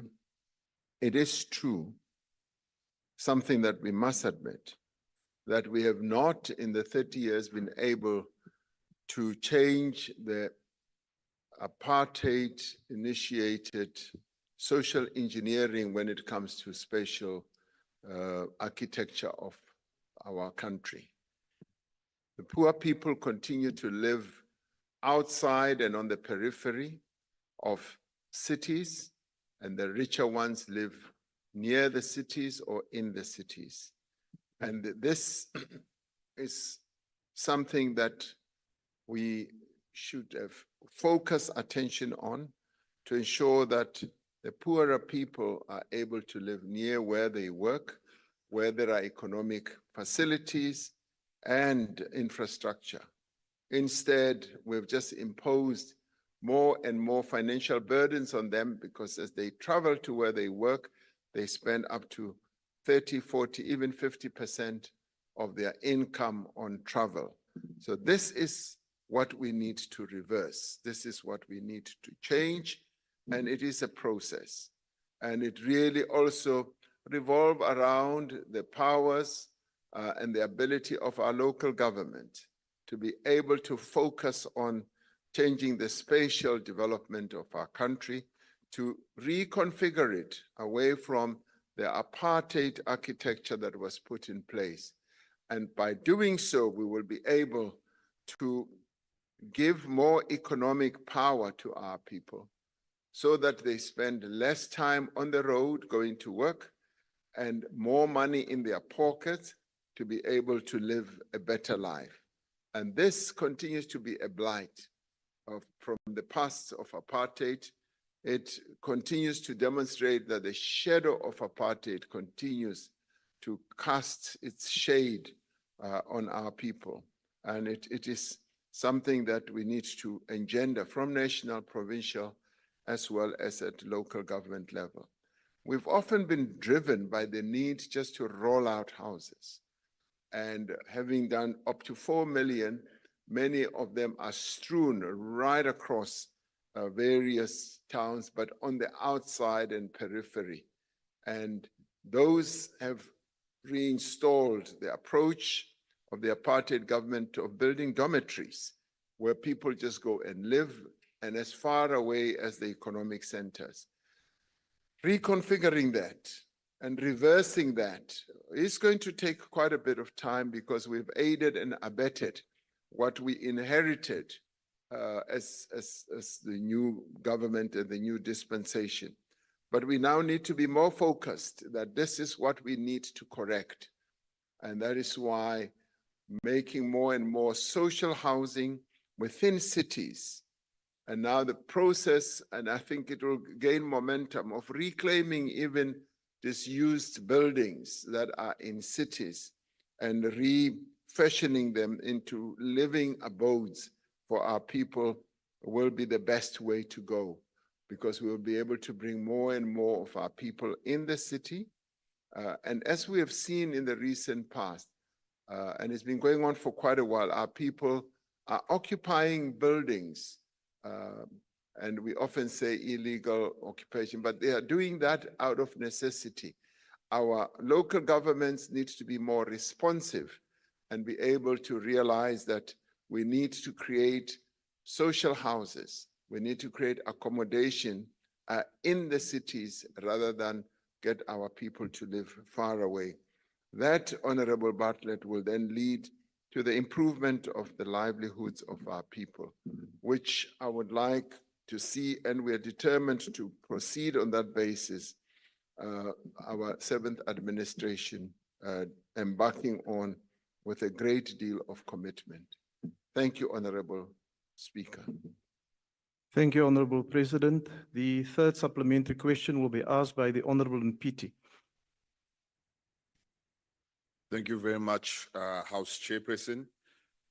Honorable President, once again, the Department of Human Settlements has seen a baseline reduction of its budget of 3.1 billion rand for the 24-25 financial year. This, coupled with a massive housing and overcrowding crisis in Alexandra that has gone on for many, many years, as you've pointed out, Mr. President. This has led to many land invasions from desperate South Africans who have been waiting for houses for many years. Mr. President, can you please tell this House what measures will your government put in place to prevent housing developments from being illegally occupied by land invaders? Honorable President. The development of informal settlements which start off as invasion of various spaces, is a problem that continues to spread around our country, which needs to be stopped and arrested. And we can only do so if our local government ensure that their laws and bylaws are adhered to. Quite often, a number of these settlements are built in very dangerous spaces. Some built right on the banks of a river, on the floodplain, as I was saying, and others built in on the outskirts of industrial areas, where quite often it leads to invasion of land that should not be invaded. Now, local government needs to ensure and enforce their own bylaws. But similarly, at the provincial level, we need to have a proper focus on the occurrences such as these, because no sooner have they started in a local area, they start spreading throughout a province. And indeed, that is one of the challenges that we face. I would say now it's being faced by many, many provinces around the country. And we do need to focus on housing or human settlements, the type of human settlements that will be able to accommodate the people who need land. Now, obviously, as you started, Honorable Member, you started with the baseline budget reduction that the human settlement has suffered from. Yes, indeed, the reprioritization process in government has led to a reduction of budgets for a number of departments, and the human settlements has also been affected. But some of it has also happened because we found that monies that are delineated for human settlements are not often spent. There have been areas where we have had money being returned. And this has been arising as a result of either land disputes, either procurement challenges, and many others, where, for instance, money is not spent in the budget time that it should be spent, and is finally returned. And some of these amount to quite a lot of money. And of course, corruption has also played a key role in all this. So the multiplicity of challenges and problems needs to be addressed, and they will be addressed, because we need to focus on a program of reducing informal settlements, and also focus on reducing land invasions. Land invasions that often take place in land that is owned by other people or other state entities, and that needs to come to a stop. And focusing on that at local government, at provincial government, and indeed at national government should be the order of the day. So that too is a process that we will keep an eye on, but at the same time ensure that we do roll out housing solutions so that our people can get a better life. One of the areas, of course, that our people often raise is that they would prefer to get land, serviced land or service stands, so that they can build for themselves. And our new approach is now becoming more and more responsive to that, so that we are able to make allocations of land that is serviced, so that those who want to build will also be able to take up the opportunity. Thank you, Honorable House Chair. Thank you. Thank you, Honorable President. The last supplementary question will be asked by the Honorable F. Adams. Is the Honorable Member on the platform? Seems as if the Honorable Member is not on the platform. We'll proceed then to the last question for today. that has been asked by the Honorable Gadebe. The question, honorable members, is about combating illicit trade and illegal substances between South Africa and Angola. The Honorable President. Honorable House Chair, His Excellency President João Lorenzo of the Republic of Angola has accepted my invitation to undertake a state visit to South Africa later this year. The objective of the visit is to further strengthen cooperation between our two countries in various areas, political, economic, security, and social areas as well. The agenda for the meeting between the two heads of state is currently being developed. It is envisaged that various ministers will assist the two heads of state in preparing for the visit. Within this context, ministers will have an opportunity to reflect on safety and security matters, including the trade and transport of illegal substances between the two countries. They would then be able to present a report and recommendations to the heads of state during President Lorenzo's state visit to South Africa later this year in December. I thank you, Honorable House Chair. Thank you, Honorable President. The Honorable Adebe. Thank you, Honorable Chairperson. Your Excellency, recognizing the gravity of illicit trade and the illegal circulation of substances and the importance of regional relationship, intervention is needed to address and combat these issues effectively, with Angola being a transition country for many illicit trade activities and illegal substances, and South Africa being a key role player in these illicit activities. I would like to know whether there are any ongoing discussions regarding the enhancement of collaboration between Angola and South Africa's intelligence services to address illicit trade and illegal substance networks and the trading and the tracking of syndicates. I thank you. Thank you, Honorable President. Thank you, Honorable House Chair. I'd like to assure Honorable Hadebe that the answer is yes.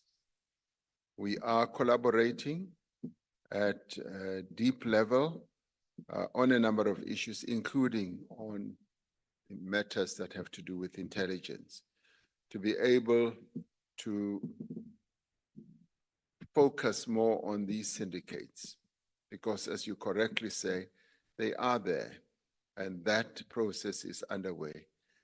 It is going to reach, as I said in my earlier head answer, it's going to reach a very important high point during the state visit, because our ministers, as I said, will be able to have processed these things and will have been able to deal with the real factual situation, which will then be underpinned by the agreements that we are going to have that will establish a system and processes that will enable us to deal with these matters more effectively. So yes is the answer to your question. Thank you, Honorable House Chair. Thank you, Honorable President. The next supplementary question will be asked by the Honorable Galeka Mazibuko. Thank you, Honorable House Chair. The AU report on illicit financial flows concludes that the commercial activities are by far the largest contributor to illicit financial flows. Further, that lack of appropriate capacity remains a big challenge in curtailing these illicit flows. Mr. President, what is South Africa doing in strengthening the legislative and institutional capacity to deal with illicit trade? I thank you. The Honorable President.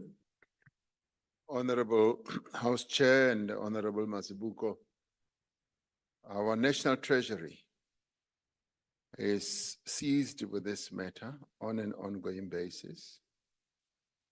And they are focusing also on the regulatory aspect, but working together within the broad framework that has been set by the African Union as well. You may recall some years ago, former President Thabo Mbeki came out with a report that detailed how illicit criminality has been rampant in our continent and how best it can be dealt with also at the continental level. So our National Treasury, in the wake of that report and work that is being done through various structures on the continent, including in our own region, is firmly seized with this challenge and matter.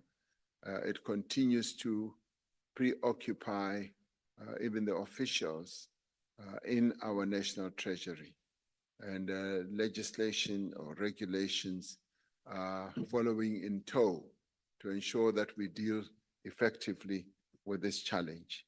So be rest assured that this being an overarching challenge and problem is a matter that is being addressed. Thank you, Honorable House Chair. Thank you, Honorable President. The third supplementary question will be asked by the Honorable M.M. Dlamini. Thank you, Chairperson. President, Uchunwalo Nyaga, the Institute of Security Studies, but there are no coordinated efforts in the SADC region to put measures that deals with issues of security. And then that leaves the region exposed in a lot of criminal activities. So if you deal with 3 countries, let's start with Angola, one of the biggest oil-producing nations, the coast of Namibia. We've got oil deposits. Even in South Africa, we've got so much potential of oil reserves.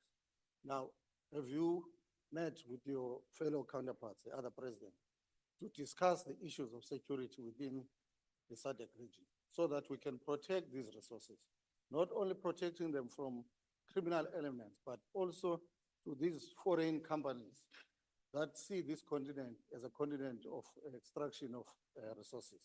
Have you sat with them, met, what are the plans? Are there plans that are going in place so that we can deal with the serious security issues? Thank you, President.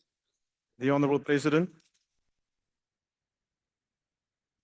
Thank you, Honorable House Chair. Yes, there have been discussions, particularly around our natural resources, to focus on our natural resources and to establish a forum in our region which will enable us to have common approaches, common frameworks, so that when it comes to natural resources, we're able to exploit them much more effectively as a whole rather than just individually.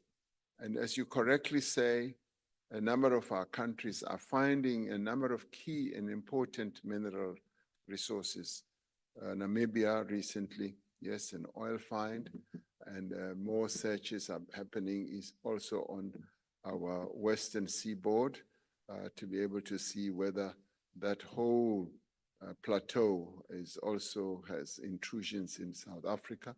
And that leads to cooperation and collaboration, not only focusing on criminality, but focusing also on how do we enhance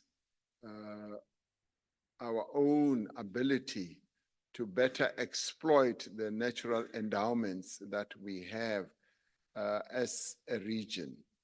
And a forum in that regard is being put in place.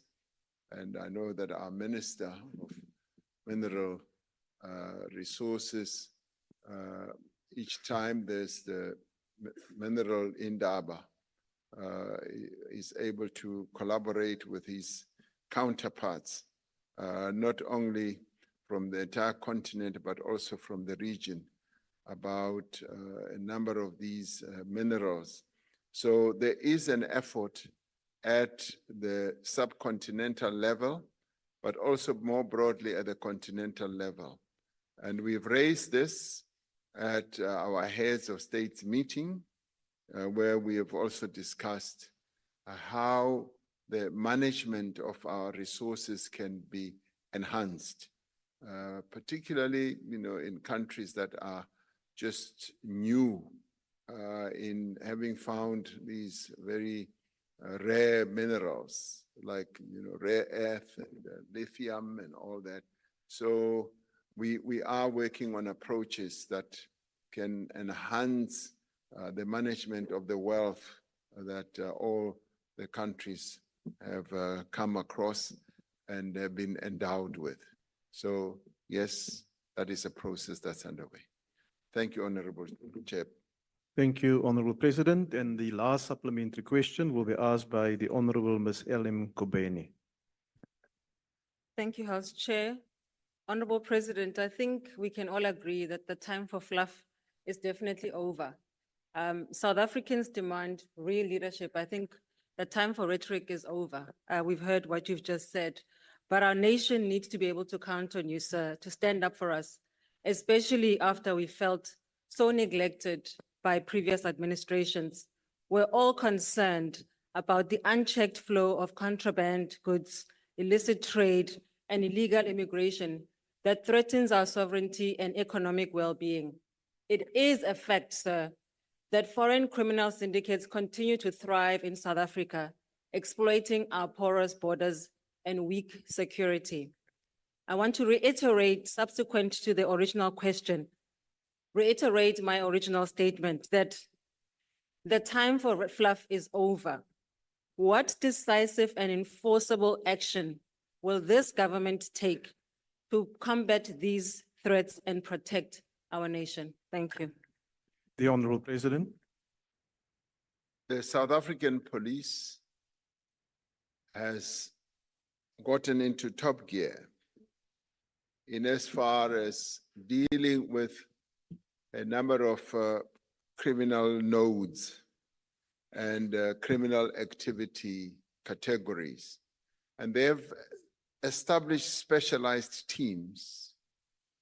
We've been insisting that we need specialized teams to deal with various categories of criminality. And one of those is being able to deal, yes, with illicit contraband, illicit money flows. So those specialized teams have been set up and are going to be even more and more active.